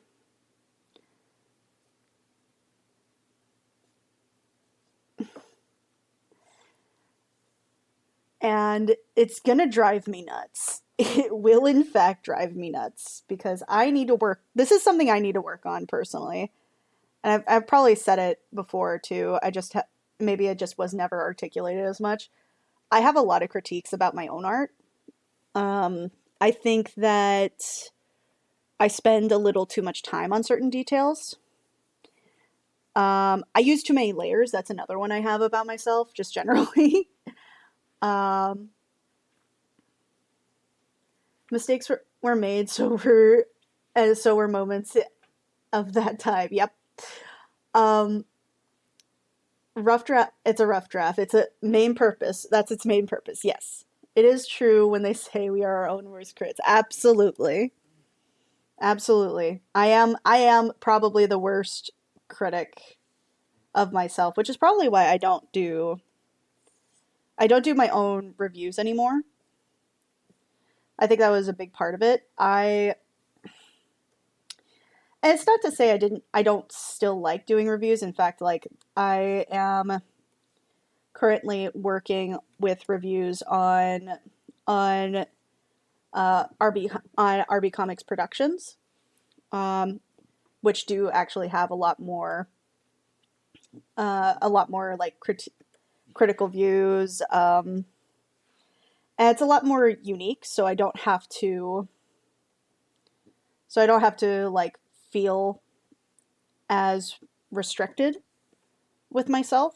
Part of it, I think, is because it's somebody else's channel. The other part, I think, is because I personally, because I get to feel like I'm learning again. I miss that feeling of learning again. Yeah, I'm coming from a place of authority, maybe in a place that I shouldn't be, but I do like the fact that it it gives me a chance to learn.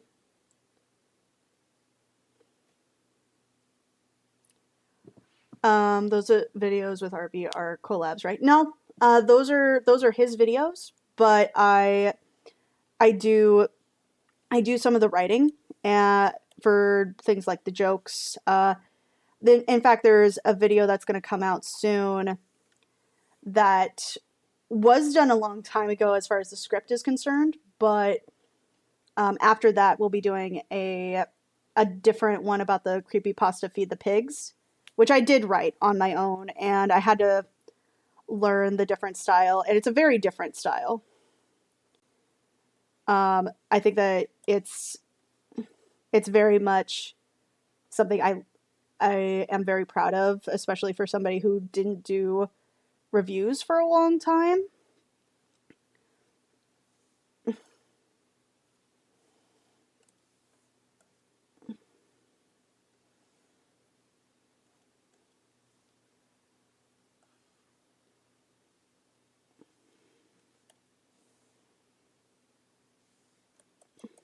I don't like how this line art is. No. The hand is so big. Eh.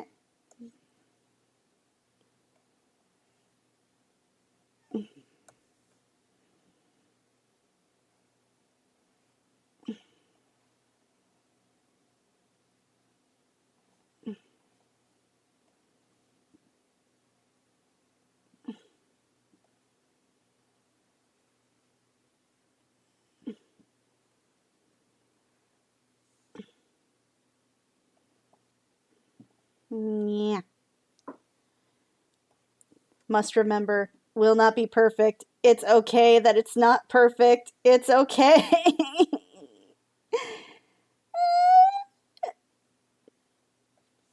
It's okay that this hand will be a fucking mangled mess. I'm okay. I'm not okay. To be fair, I feel like that about like most of the hands I make. I feel like I'm not good at drawing hands. I need to do another hand study. Um,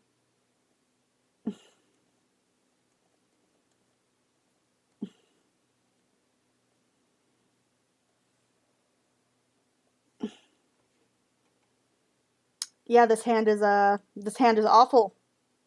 It's awful looking. I hate every part of it. This hand looks like it's been through some shit. Oh my heart, my heart. It's okay. It's okay. But it's okay now. It's okay. You're not perfect. You're not perfect. It's okay.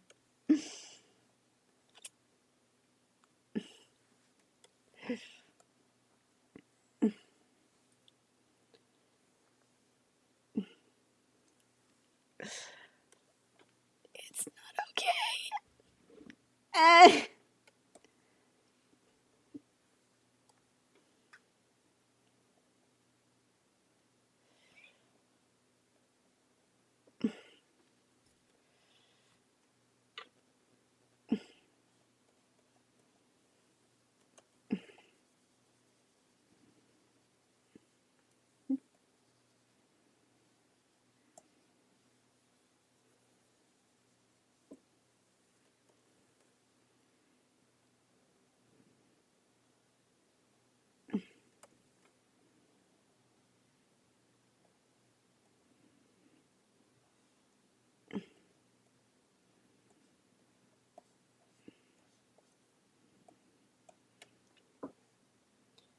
This hand is awful.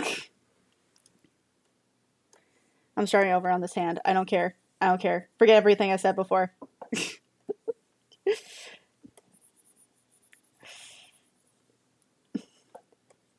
It's not applicable to this hand. This hand is awful. Definitely need to do another hand study, just generally.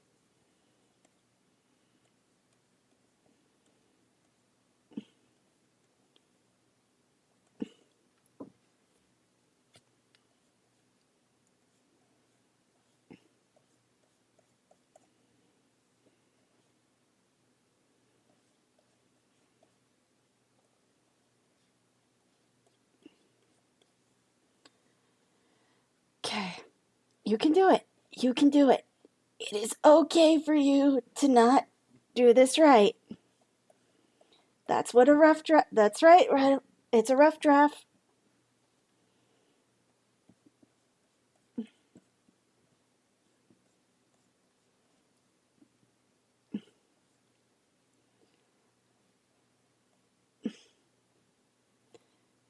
Take as much time. I will have to take as much time because this is it's a journey. It's a journey that I have to go through, and it's okay that it's not perfect and that the line art looks like a hot mess.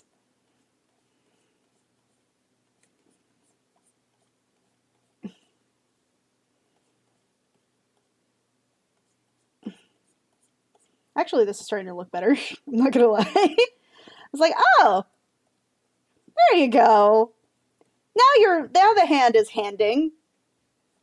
It still looks like a jumbled mess, but it's doing a thing. I can tell it's a hand. I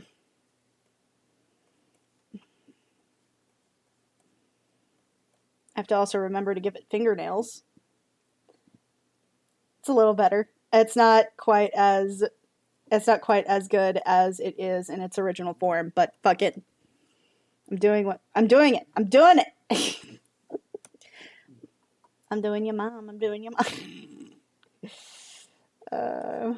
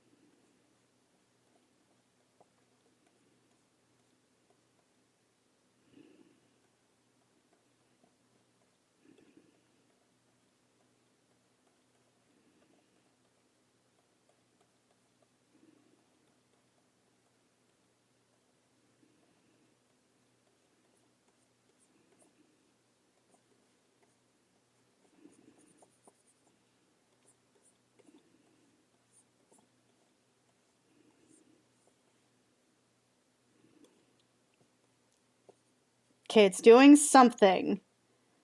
I've got something. It's got a lot of sad faces on these little skulls.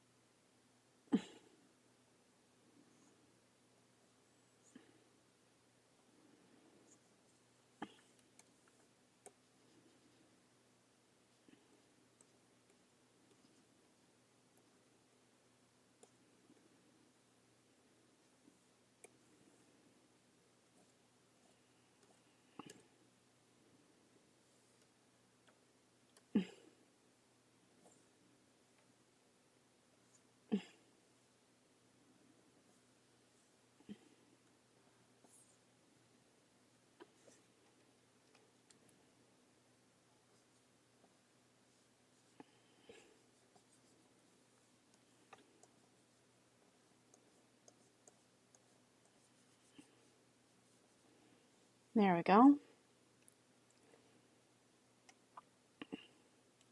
And by looking at the rest of this outfit, the pants are a little baggy, so, and it ends up being like right about there. So take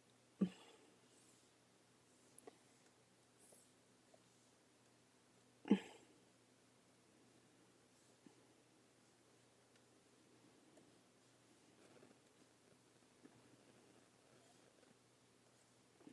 rest of this is probably going to be, this time I can put this on like about here.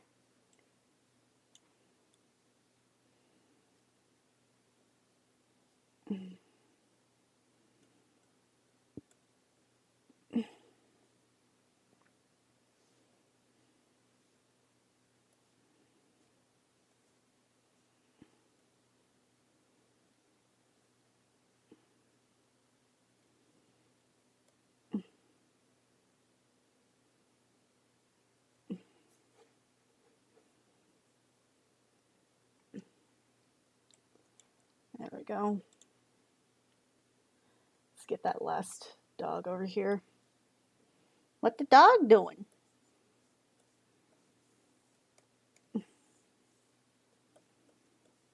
There we go.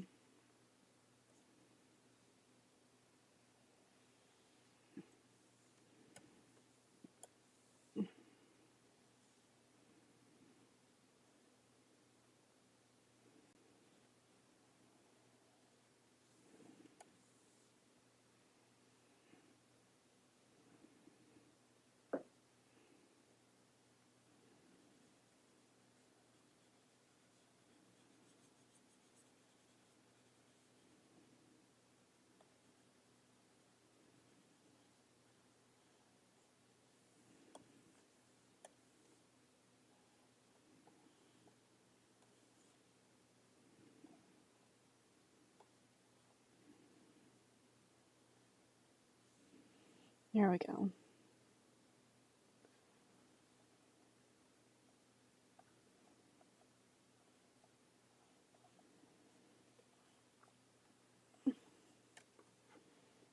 All right.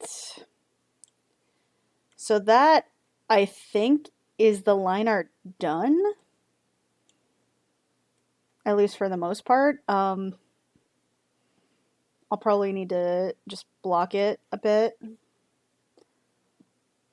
But it's not bad for a first try. It's not bad.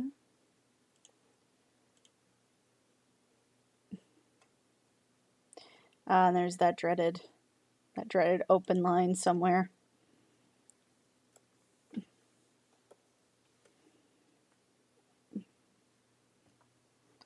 There's that one. Where's the other one? Where are you, you sneaky little bastard? I will call you a sneaky little bastard. You're somewhere over here. There you are.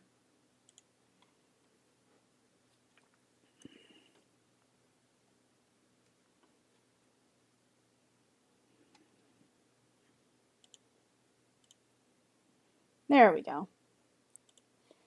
All right, and we invert the thing. Wait, no.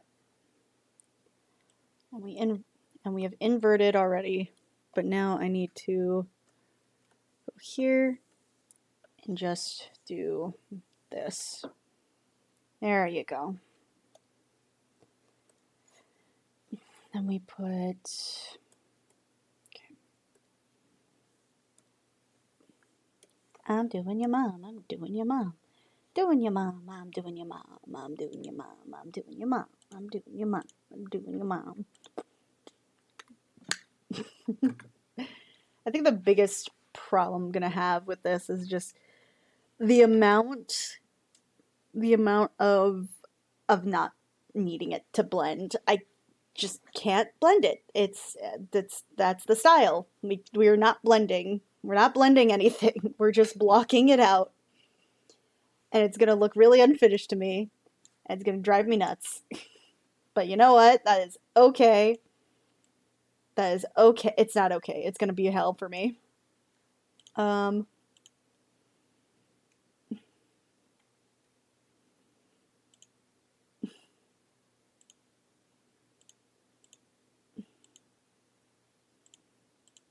okay, first let's do this, then go here. I'm just going to use that as a reference point here, just to see what's going on with the art and see how we progress. Okay, so we're going to block it out here. Just doing little things to make sure that it looks completed. Part of me wants to keep certain things incomplete. I know that there's going to be some times where I need to figure out how it works. This is one of those times. But that's the point of our art study, right? To see what works for me and what doesn't work. Even if it's something as simple as just trying to see how it works, it doesn't necessarily have to get into my final study, or my final bit of style, but it does help me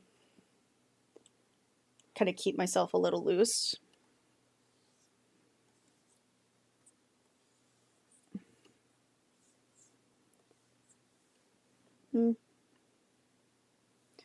Just a warning to everybody who doesn't have a Prime or a subscription, there is an ad coming up.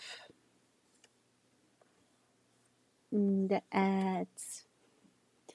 The dreaded ads.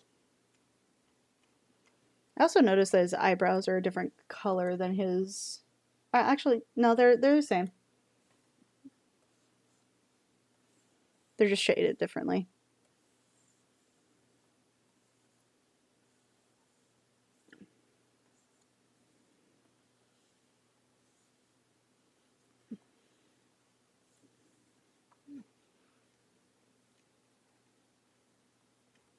Let's see here.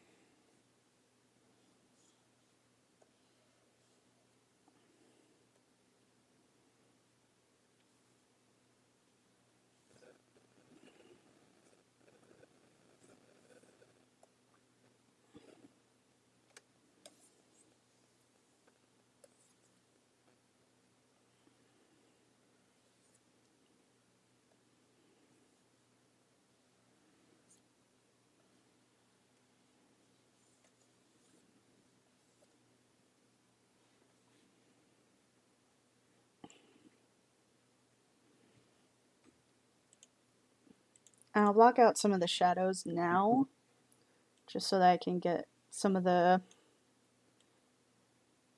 bigger details out just as soon as I get this. Some of these aren't going to be quite the same as the original reference, and I don't think that that's a bad thing. Just for the sake of my sanity, it's not terrible. I do think that there are going to be some edits that I need to make as it goes, and as I keep understanding the style. For now, it's just a lot of me playing with my crayons.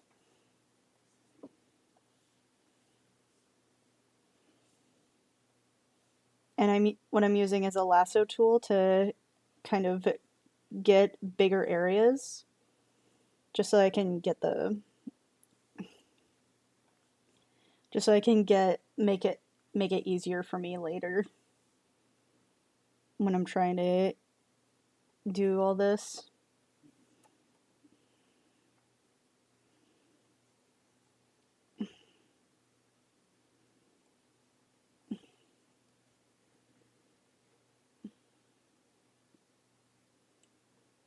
I have to run for now. This was fun. Keep safe and talk to you all later. Bye. Have fun. I hope you do what you need to do. Or I hope you get done what you need to get done. I don't know.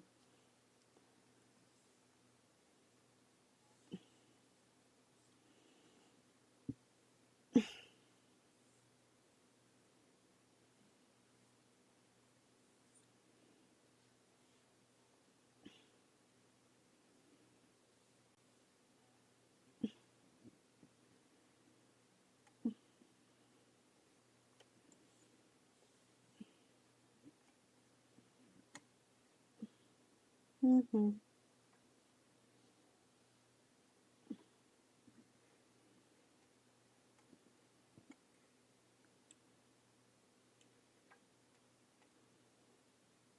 Let's get started with these dogs. What the dog doing? What the dog doing? The dog doing its job. Leave it alone.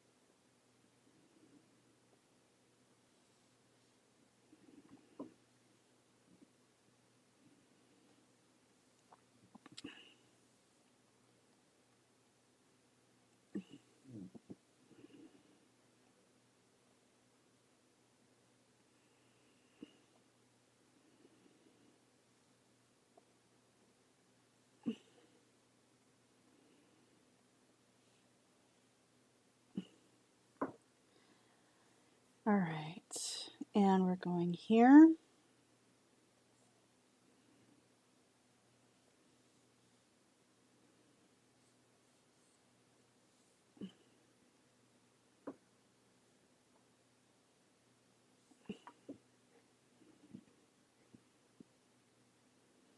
Ba-ba-ba-ba-ba-ba-ba-ba-ba.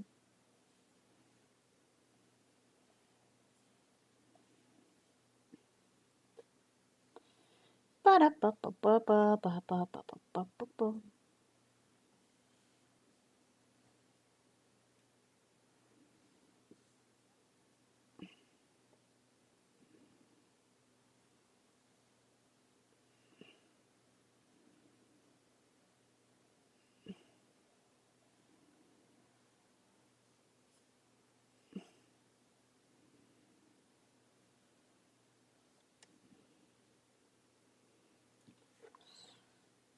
Okay, and we put, this is where the racing is going to come in handy.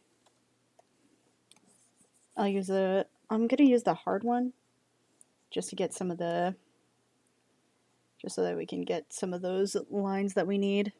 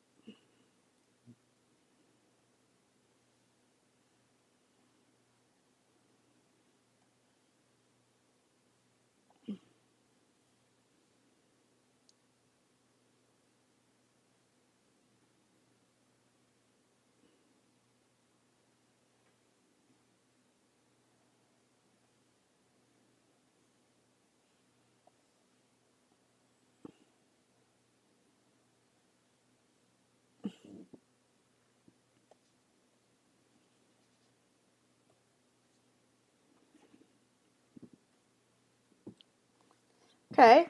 Okay, it's coming along. It's coming along.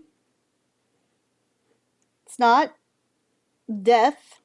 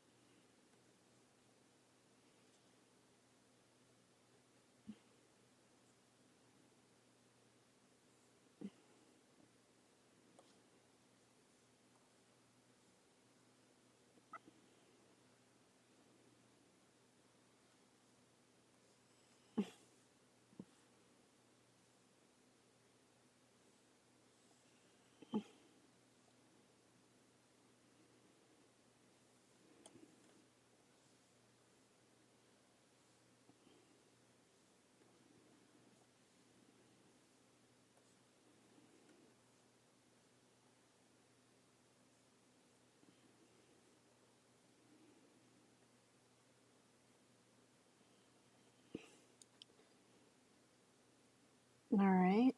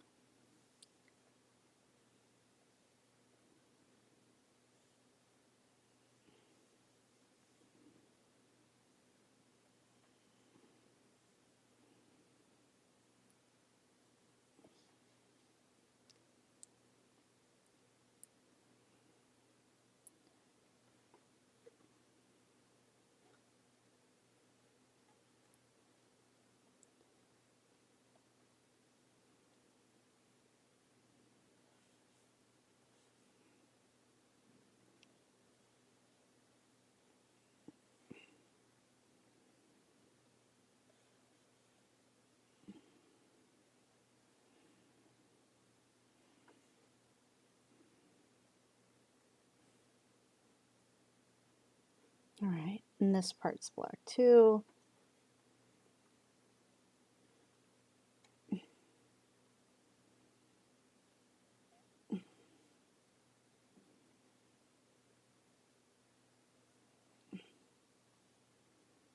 Let's see. And I hope everybody's doing okay. What the dog drinking? For real though. They look wicked. Thank you. Mm.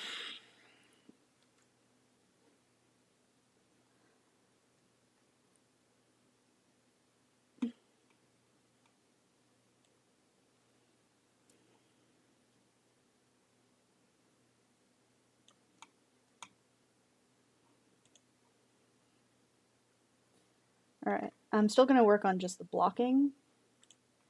So that means that next step here is going to be this red. It is kind of everywhere. It's predominantly here.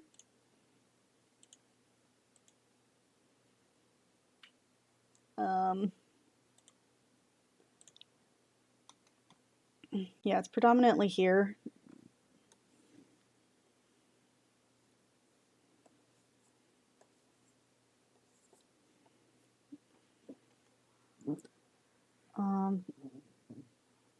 Everything else is kind of this burgundy.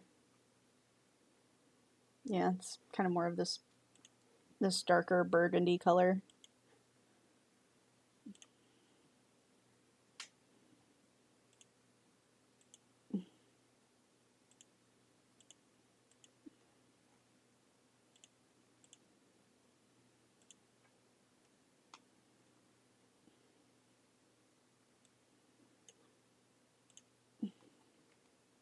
That's a darker burgundy than this.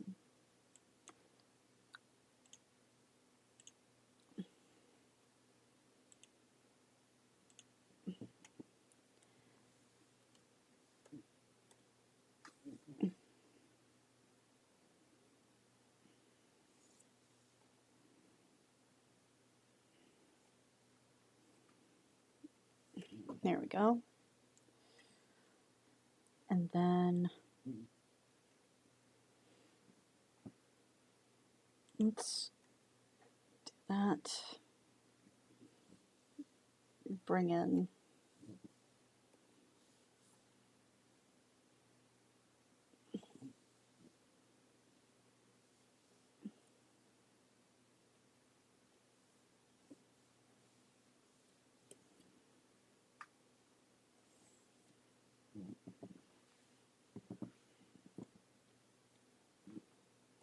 and this back here is also part of that burgundy color.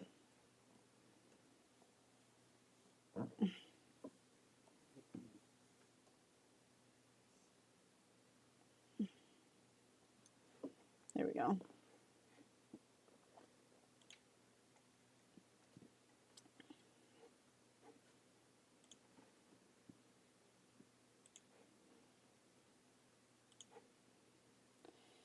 Okay, then I put it here, but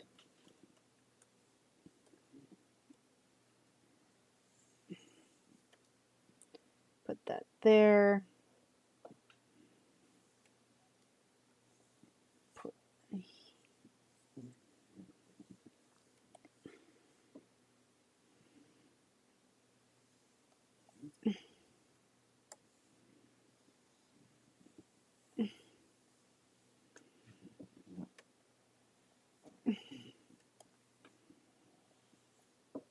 and that goes there. Ba-da-bum-bum.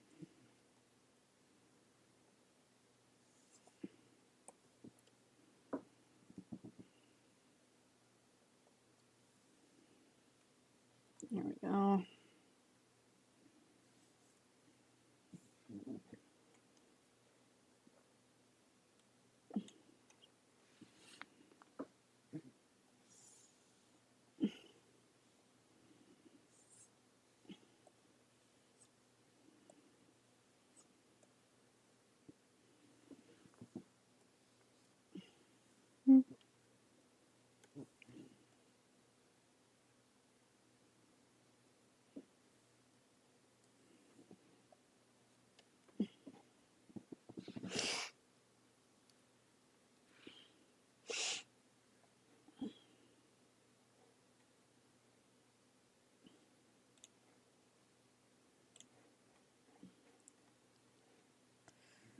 Alrighty.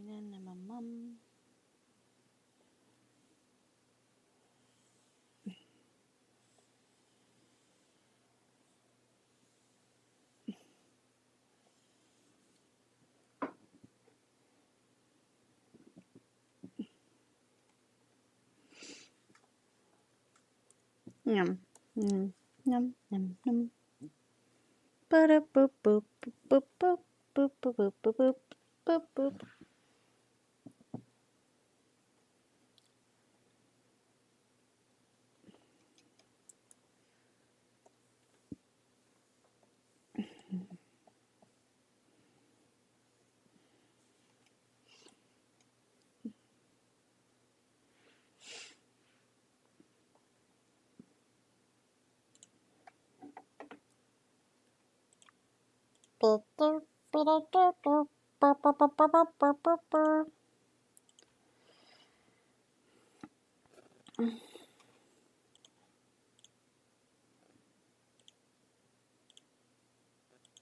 Alright, and I'm definitely thinking that this stuff here, this area here, and this area here should be black.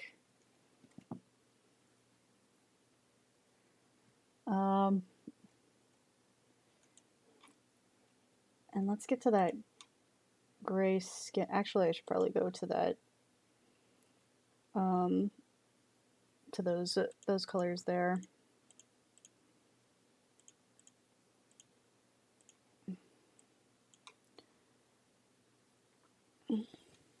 And that's gonna be all of this good boy, the goodest of boys, the babies Oh, I'm gonna get the baby. The baby. The baby. I'm gonna have a nice little baby. The baby. The baby. The baby. The baby. The burr. Oh, burr. Oh, burr.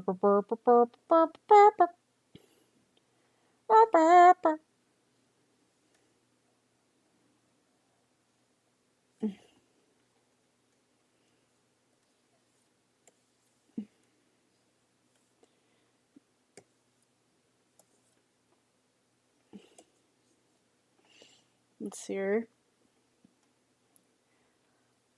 Puppy. The puppy. The puppy. The baby puppy.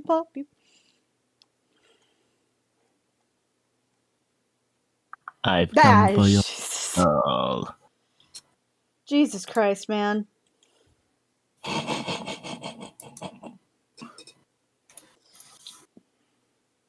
Bleh. How you doing? I'm doing good. How are you doing? I'm doing alright. Good. Oh, this is looking real nice. Yeah. Tinkle. Yeah, the cell shaded approach is really looking good for you. I am just dying a little inside. Why? Because the shading isn't being blended. It's not being blended. It's not blended. I don't know what you mean by it's not blended. The shading isn't blended. Yeah. But okay, I'm gonna be honest with you. It looks like I'm looking at a still from an Invincible comic. It's not a bad thing. You're absolutely right. Exactly. It's not a bad thing. But also, I'm just sitting here going, Okay, two things. One, you do that on a regular basis anyway, so that's no different than any other day. well, fuck you too. And two, it's still work in progress. It's not like you make one sketch on a piece of paper and it's like, why isn't it the shape I want? When you've literally put it on the paper for 0.2 seconds. That is exactly what being an artist is like. How dare you? Now, excuse me as I sulk in my corner for about the next 20 minutes. For what purpose? Because sulking makes it go away. No, soaking makes it go away. Sulking. No, yeah, and I'm saying soaking. Why? Because nothing feels better when you're feeling emotional than a nice hot bath. It's valid. Yeah, so soaking makes it go away. Me. So yeah, literally looking at it now, yeah, it looks like an Invincible frame. That's nice. I'm over here complimenting you. That's nice. Fuck you. I'm not saying fuck you. Maybe later. I wanted compliments, not insults. How am I insulting you? You're insulting me with kindness. You're How insulting me dare with you? kindness. God. How you doing? I'm doing good. How long have you been doing this for? 2.5 hours. Oh, okay. I know that we're going to be starting our time soon, but I just wanted to get this done. Oh no, yeah, that's absolutely fine. Don't worry about it. I mean, realistically, while we've got our thing on in the background, you could, if you wanted to, continue with this. I could. I'm not against that. Just realize this is entirely the wrong color skin tone. This is. Yep. There we go. It's got to be this Okay. grayish color. Okay, okay. This comes back to I cannot for the life of me think on what he. Actually, do you know what? No, no. Now I know exactly what he looks like. What does he look like? This is not because of the way you've drawn him. This is because of the way the character looks in general. Uh-huh. He reminds me of two characters. Okay. Richter Belmont. Fair. Right? And again, this is not because you've drawn him this way, it's because he looks like him. But also the main male protagonist from High School of the Dead. The wife beater? What? Oh, me and Maurice used to like joke about how bad High School of the Dead is, and how had the show not happened, like had the characters not not had the zombie apocalypse to prevent them from moving forward in society, the main dude would just end up being a wife beater. Why? Do you see how many times he beats his girlfriend? Like, just on a regular basis? His ex, but yeah. No, like, they get back together, though. Do they? Because, okay, I've only watched the anime, so... Yeah, the anime, they get back together. They're, like, snuggling, and they're, like, doing coupley shit as they're, like, trauma bonding. And I'm over here going, like, had they grown up to be adults, the dude would be a wife beater. Like, it would just be a constant set of, like, she called the cops on him. He got taken away. She retracts her statement and goes, oh, it was just a misunderstanding. It's fine. He's fine. Okay, but allow me to throw a wrench into that theory of yours. It's not really a theory, but go on. If the whole High School of the Dead thing didn't happen, they would have broken up anyway, and she would have been with that other guy that got turned into a zombie, because that was happening before the zombie apocalypse happened. They were So she still would have had goo-goo-eyeing the shit out of each other, though. And even then, the next alternative to that would be that he would become a stalker, and then it's a bunch of like, hey, can you like stop doing that? Gets arrested, gets it taken out. She's just like, it was a misunderstanding. Oh no, I still love him. What evidence do you go by that this is Literally the entire flashback in the first season. The first episode is just all about how like he misses her, and then she's like, and then she's flip-floppy to shitting back. Like, she's not Ray, that's her name, by the way. That's the only reason I remember her name. She 100% cannot convince me that she has a personality outside of what dick she's sucking.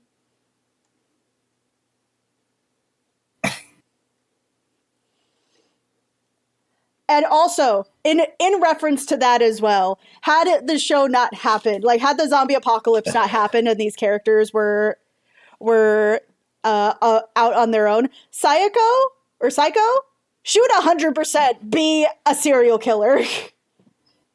Ooh, which one's Sayako again? The purple one. Oh, the one who uses the katana. Yeah, Right. well, it's a kendo sword, but yeah.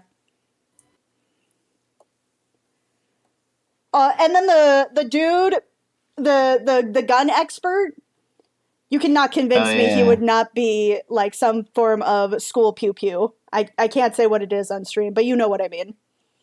Well, I mean, considering he did do that, and he was actually trained by a retired Navy SEAL, and even did that to his teacher. Yeah. But that guy had it coming. That guy definitely had it coming, but also but yeah, I 100% think that he would be a school pew pewer. I will say that after watching Food Wars with you, Yeah. I can't help but think that Slaneshi teacher is Erina's father. The one with the.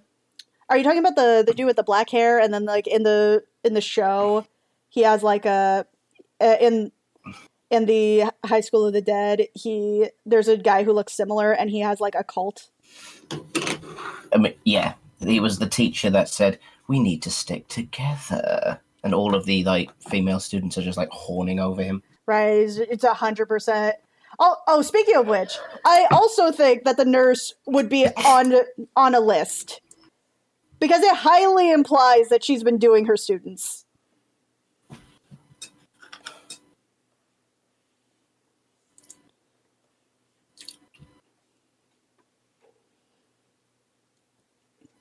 No argument for that one?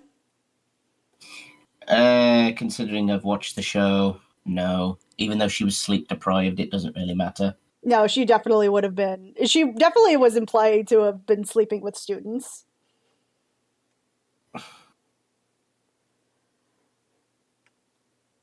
Yeah, that entire anime is literally just... It's described best, actually, in Attack on Titan Abridged. Yeah. Have you watched Attack on Titan Abridged? I did, before he got taken down. Yeah. I don't think we watched it together. I think that I watched it with somebody else. Yeah. But that's where I got this from. Oh, you think this is Harem of the Dead, you shrimp dick? I remember that scene. Oh my god. Like, He's got to be the best character in yes. Abridged. Let's hear, what was it? She would be a serial killer. The only one who would have like an okay life is the mayor prime minister's daughter. What, is that the pink-haired girl? Yeah, that's the pink-haired chick. Okay, I can't look at her and not think of the VTuber Iron Mouse. I do not blame you. Like, yeah, I can, so it's like I absolutely see it. So that's who Iron Mouse became. That's what Iron Mouse was before the show. Yep. That if the apocalypse hadn't have happened, she would have just been Iron Mouse. God. But yeah, like I 100. That's how I think that most of the characters would just end up being. It would just end up being like several of them are in jail, in rehab, murdered somebody definitely on a list. The only one that's doing okay is the bratty chick. But who actually, when you really think about it, she doesn't really ever do anything particularly wrong. She's just massively annoying. Yeah. I mean, she's just, yeah, I was going to say, she is literally just a brat. Yeah, she's just a brat. But, okay, again, do you think if the apocalypse thing didn't happen, that her and the fat guy wouldn't get together? I don't think they would have gotten together. I think that what would end up happening is that he would, like, I don't even think he would notice her all that much either. Like, I don't think that it would end up being them getting together. It would be more like he sees her, goes like, she's cute, moves on with his life. Now it's time to blow up my school. I'm going to be honest with you. I don't actually remember any of the people's names other than Takashi, but you're just listing them off as if you've recently rewatched it. Let's hear. Last time I watched High School of the Dead sincerely was like, I don't know, like a year ago? That's a bold claim. Like a year ago, maybe. Like, I don't think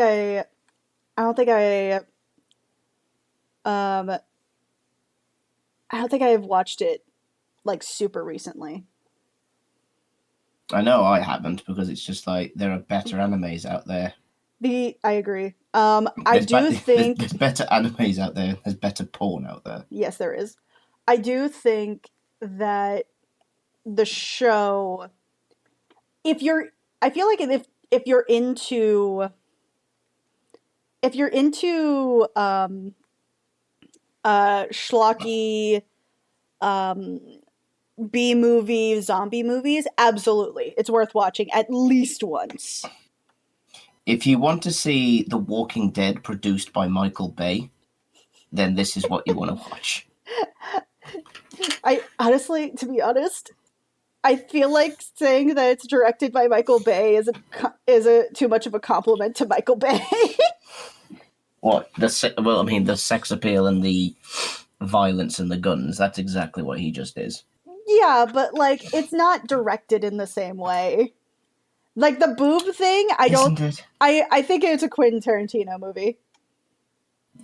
Nah, because even Quentin Tarantino has some standards. No, he doesn't.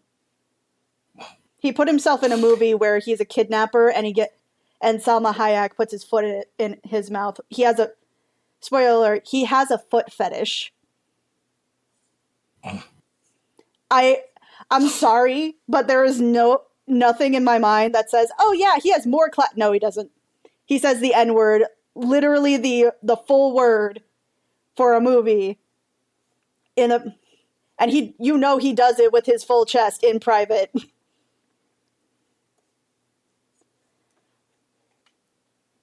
Like it's one of those things where it's like, no, don't you do that to him. Don't you do that to him, and don't cast him in Django. Please don't. I remember that. I remember one of the cool facts about Django is that that Leonardo DiCaprio was super uncomfortable. But I can't imagine why. Every now and then they have to say the N-word every 5 seconds. Right? Which, by the way, still does not have the record for the most curse words or the most amount of using the N-word. I'm going to assume the Boondocks do. No. Mostly because they have to censor it. We must have watched a different Boondocks then, because I didn't see a censored Boondocks. There's a censored Boondocks. I haven't watched that one then. I think that so guess who has the most curse words? Like who says who has had a career of saying the most curse words? I wouldn't have any idea. Like just give a random guess. Will Smith. No. Okay. Jonah Hill. Joanna Hill? Jonah Hill.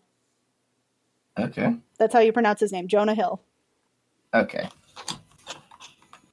He has the record of saying the most curse words, pushing him over because of Wolf of Wall Street. Okay. Which I thought was kind of interesting. All right. I know that we wanted to start extra early. Do you want to drop in 15 minutes? Yeah, we can do. I'm Okay. going to say, I'm going to let you get up to a point first, obviously. Yeah. I know. And I'm thankful that you're... I'm not saying that you're allowing me. I feel like that's wrong. Like, it's not that you're allowing me. It's like, oh, thank you for allowing me to have the freedom for once in this relationship. I know that the leash is... Woman, get back. I know that Shut up, woman. Get back in the kitchen. All right, but you have to clean the dishes. This pleases me. I love how that's part of our relationship. We're just like, honey, I do the cooking. I will do the cooking, but you have to do the dishes. Well, okay, that's funny, but that's not how that works. No. Because how that actually works is you would go, honey, I'm going to do the cooking. And then I spring out of nowhere and just like hold into his head, let me do the dishes. Please let me do the dishes. Just because I think part of it is that you don't trust me to do the dishes. It's not a don't trust thing. It's the OCD thing within me where it's like, I have to clean it myself to know that A, I'm contributing something, and B, I know it's done that way. Yeah, and I don't think that that's a bad thing. At no point did I say it's because you don't know how to wash dishes. Because you know I know how to wash dishes. Yes, with a dishwasher. Exactly. Exactly. It's a dishwasher. Like, obviously you clean the dishes before you put it in, but like most of the time I do just kind of put them in. Yeah. Which I don't think you're supposed to do, right? Like you shouldn't because it clogs up the drains. Yeah. Like, and then you don't want the plumber to come around and saying like, so the dishwasher's all broken. Let's look through the drainage. Ah, you've got half a plate of spaghetti shoved in there. Gee, it's any fucking wonder why it doesn't work. I would like to point out, I yes. do clean the dishes before I put it in the dishwasher. Yeah, it's a hypothetical situation. No, I'm not saying it to you. I'm saying it to the audience. I do, in fact, know how to do the dishes. But it's an answer to your question of, should you wash it before you put it in the dishwasher? Yes. Hey, this is a hypothetical. I know what I'm doing. I swear. I still remember showing my mom Worst Cooks in America. Oh God, that show. And then and I thought my mom's reaction to it would be, oh, how ridiculous, these grown-ass adults don't know how to cook properly, like with tools, and know how to use the kitchen.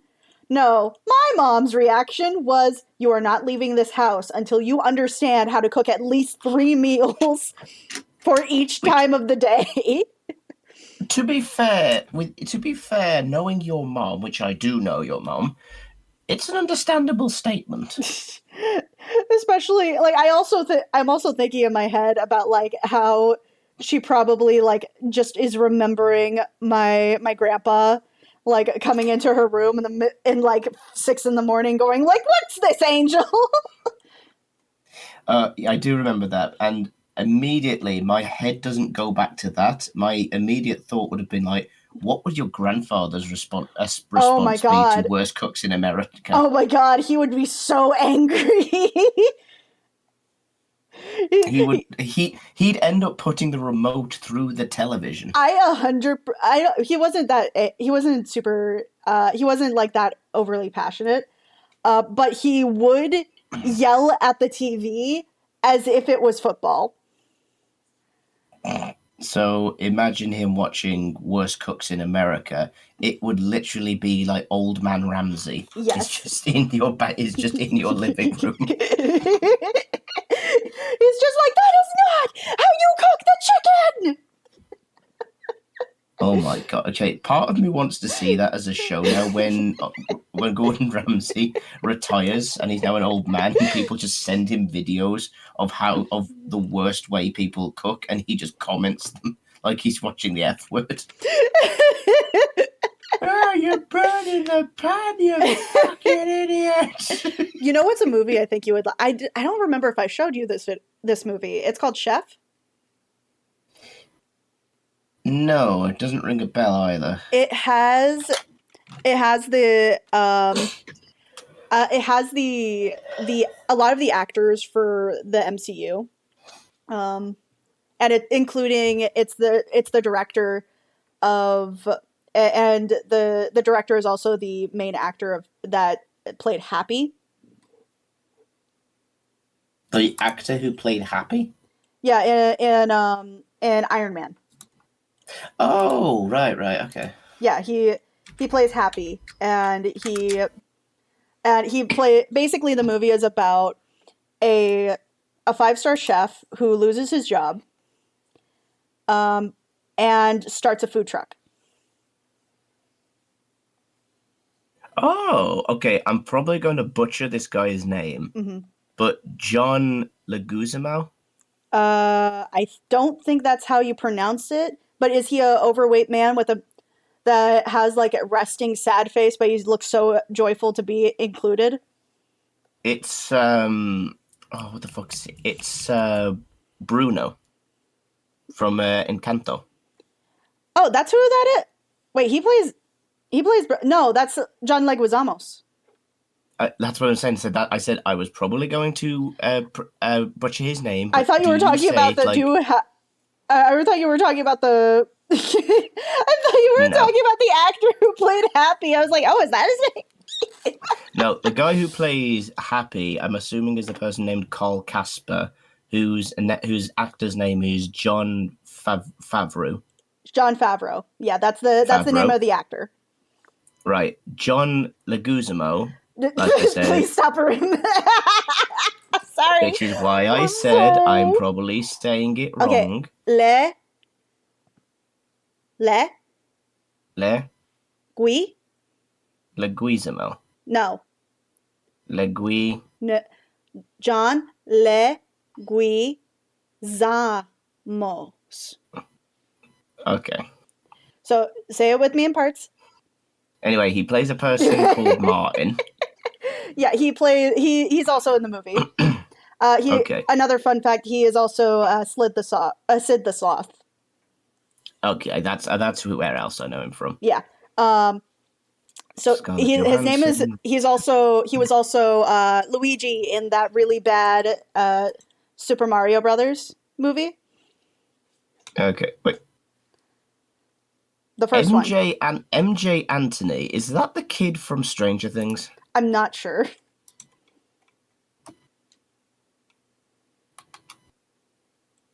I don't know anything about Stranger Things. Sorry. Okay. Um, Oh wow, it's got Dustin Hoffman in it, no? Okay. Yeah, and the one of the great things about it is that it was filmed in between Iron Man movies, or I think it was filmed in between, excuse me, between Marvel movies, which is why there are so many Marvel cast members in it. That would explain why Downey is with Hanson. Yeah, and so there's a lot of like the cast. Sofia Vergara is in it as well. She's best known as Gloria in Modern Family. Also a good show. I haven't watched that. I highly suggest. It's a good movie, or it's a good show. The only the one of the fun things is that the script wasn't completed, so most of the rest of the movie is improv.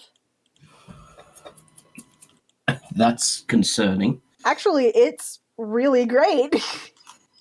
It's still concerning where people were just like, so we have half a movie written. What we're going to do with the rest of the movie? Make it up as you go along?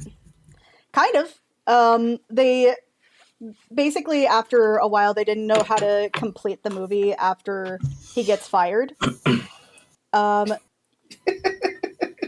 He gets fired. Oh no, that's the end of the movie. Just cuts to him walking sadly away while the sad walking away music from the Hulk is playing in the background.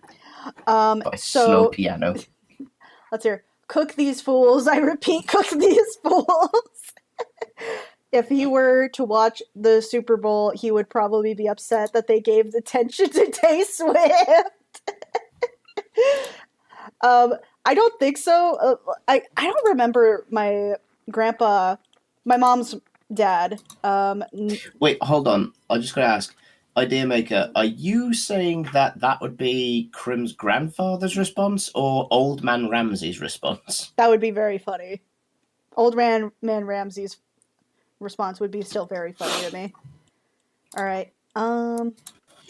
Okay, I'm going to just wrap it up here. I was going to wait an extra few minutes, but I like where I'm at. It's looking good. I do think it's looking good. I am heavily referencing a lot, which is not normally something I do for the first go around of this. I usually Krim's grandfather Ramsey sounds like a funny guy, man. His name was my grandpa Dave he was a very funny guy. He was a very chill guy, and he's the one who gave me my first video game, which was Tetris on the Game Boy. The original Game Boy. And while you were playing it, he was in the background going, "You gotta move the block to the left." If in retrospect, actually, now that I'm thinking about it, I think he was also autistic. Because I have never seen a grown because growing up. I didn't think much of it, but he had his own video game collection. He kept things perfectly immaculate. The kitchen was his space and his space alone. No one is allowed in there. the I'm like, huh? Are you sure Grandpa wasn't tested with anything other than alcoholism? And question, is this your mother's father or your father's father? My mom's dad. Okay, and is Davina on the spectrum? Davina is. I won't. I'm not gonna put down her diagnosis. She is not on that spectrum specifically. Okay, because I'm wondering whether or not it was something genetically like a carrier. Well, you got to understand that for the most part, we don't actually understand where autism comes from, because it's only been diagnosed so much recently. That's why so many people are like, "Oh, it seems like everybody is diagnosed nowadays. Like everybody is diagnosed." You have to understand that diagnoses were really rare before because we didn't understand it totally. Like, and also the diagnosis would have been different. Like before, I was diagnosed with Asperger's, which was out of date by the time I was like out of high school. So Okay, can I please just say something? what's up? The way that it's said in the UK is much better than the way it's said in America. We call it Asperger's, right? Do you not think that Asperger's sounds better than Asperger's? Asperger's. Yeah, you hear it say that, you hear Asperger's. To be fair, I pronounced it like that for a long time. Exactly. So my point remains. It's like if you go to somebody and say I have Asperger's, people are just saying you need to learn to eat properly. That is not how you get buns, hun. Well, here's the thing. It's not called that anymore. Like, people don't get diagnosed with that anymore. What is it like? Changed its name? It's kind of like how, and a lot of people were like, well, they keep changing it. Yeah, because it's science. Science changes. Everything adapts. Exactly. And diagnoses like that are really no different. Mm-hmm. It's just under a different name. Yeah. Some of it is a different name, and some of it is just that it needs to be categorized differently to better help people like me who have it, and now have a better and now people have a better understanding of like how to adapt to it. But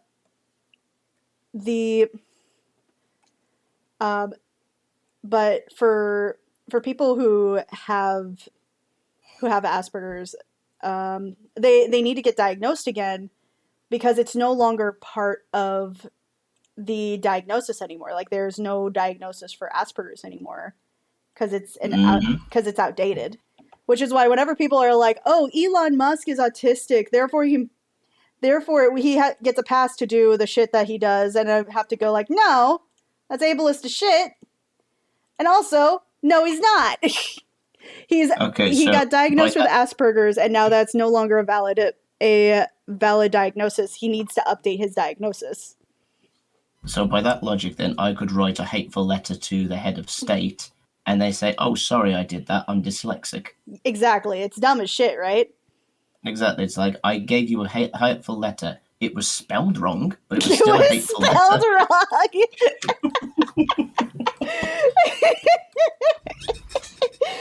Oh my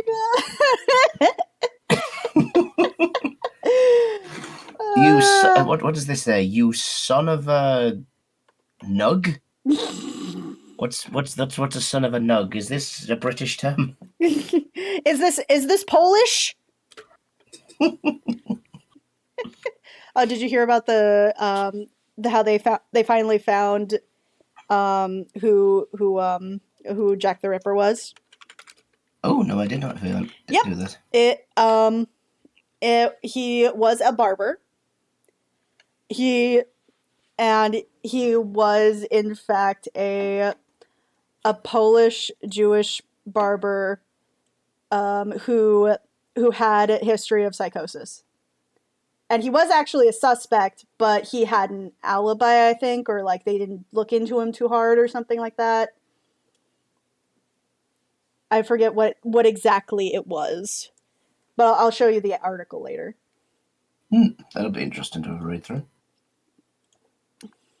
And for those of you who are wondering how Crimson has just described herself being on Asperger's or what it's cast for now, let me put it to you easily. Let me put it to you this way so that you can all have a little guide. Oh no. So long as this woman has snuggles, munchies, and soft pillows, no one will be hurt.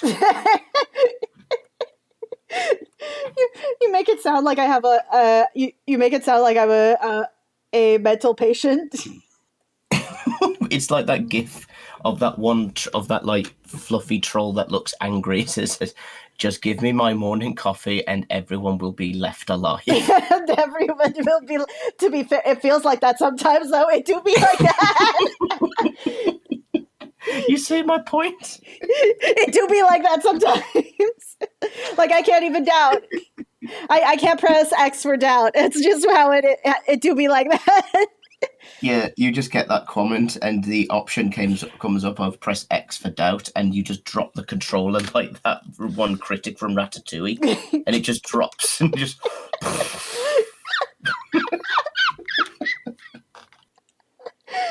Oh my god. All right.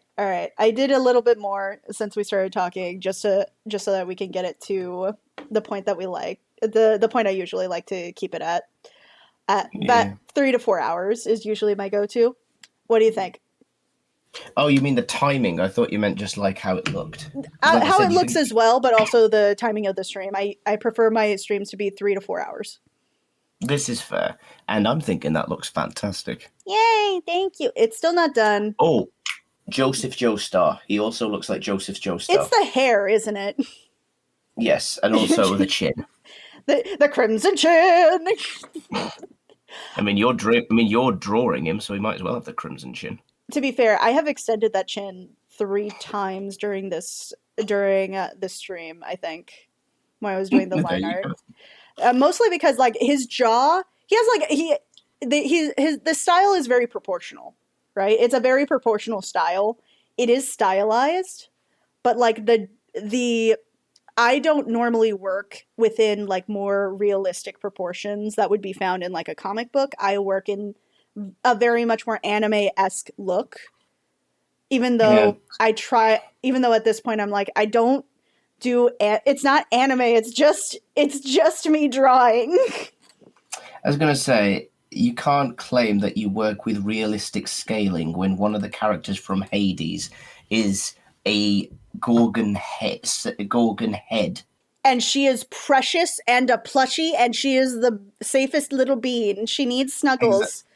Exactly. A floating head of a Gorgon is not within the realms of reality. So no, but the count. proportions for everything else is pretty humanistic. Human-esque. Yeah. By the way, this was the practice orb that I did based off of the video I played earlier today. Oh, right. It's kind of like that theory thing that you were doing while you were over here. Yeah. With the lighting effects and everything. Yes, I remember that. Yeah. The difference is that I tried to follow this. I put it in the work in progress channel in the server. It and they did a very helpful. I found out that this line right here, the line that's in between the regular color and then the Star of the Shadow, it's called the Terminator line. The Terminator line? Apparently that's what it's called. I've been calling it something else. But apparently that's what it's called. Is it only because it's shiny, so it's supposed to be like the T-1000 or whatever that liquid Terminator one is? I think the reason why it's called that, it has nothing to do with the actual Terminator. I think that it just has to do with the fact that it's the between kind of rim light between the actual color and then how the shadow is reflecting the light as well. because if you notice in light, usually when you see color, it doesn't necessarily have like a straight shadow. It kind of has like this very small line between the shadow and the actual color of the light. I think I put it in the art advice channel as well. Okay. Give me a second. Let me find it if I can find it. Yeah, it's like, hold on, and I'm going to tag you. And if you guys would like to see if you guys would like to see these references, right? I can't do that while I'm hold on. Okay.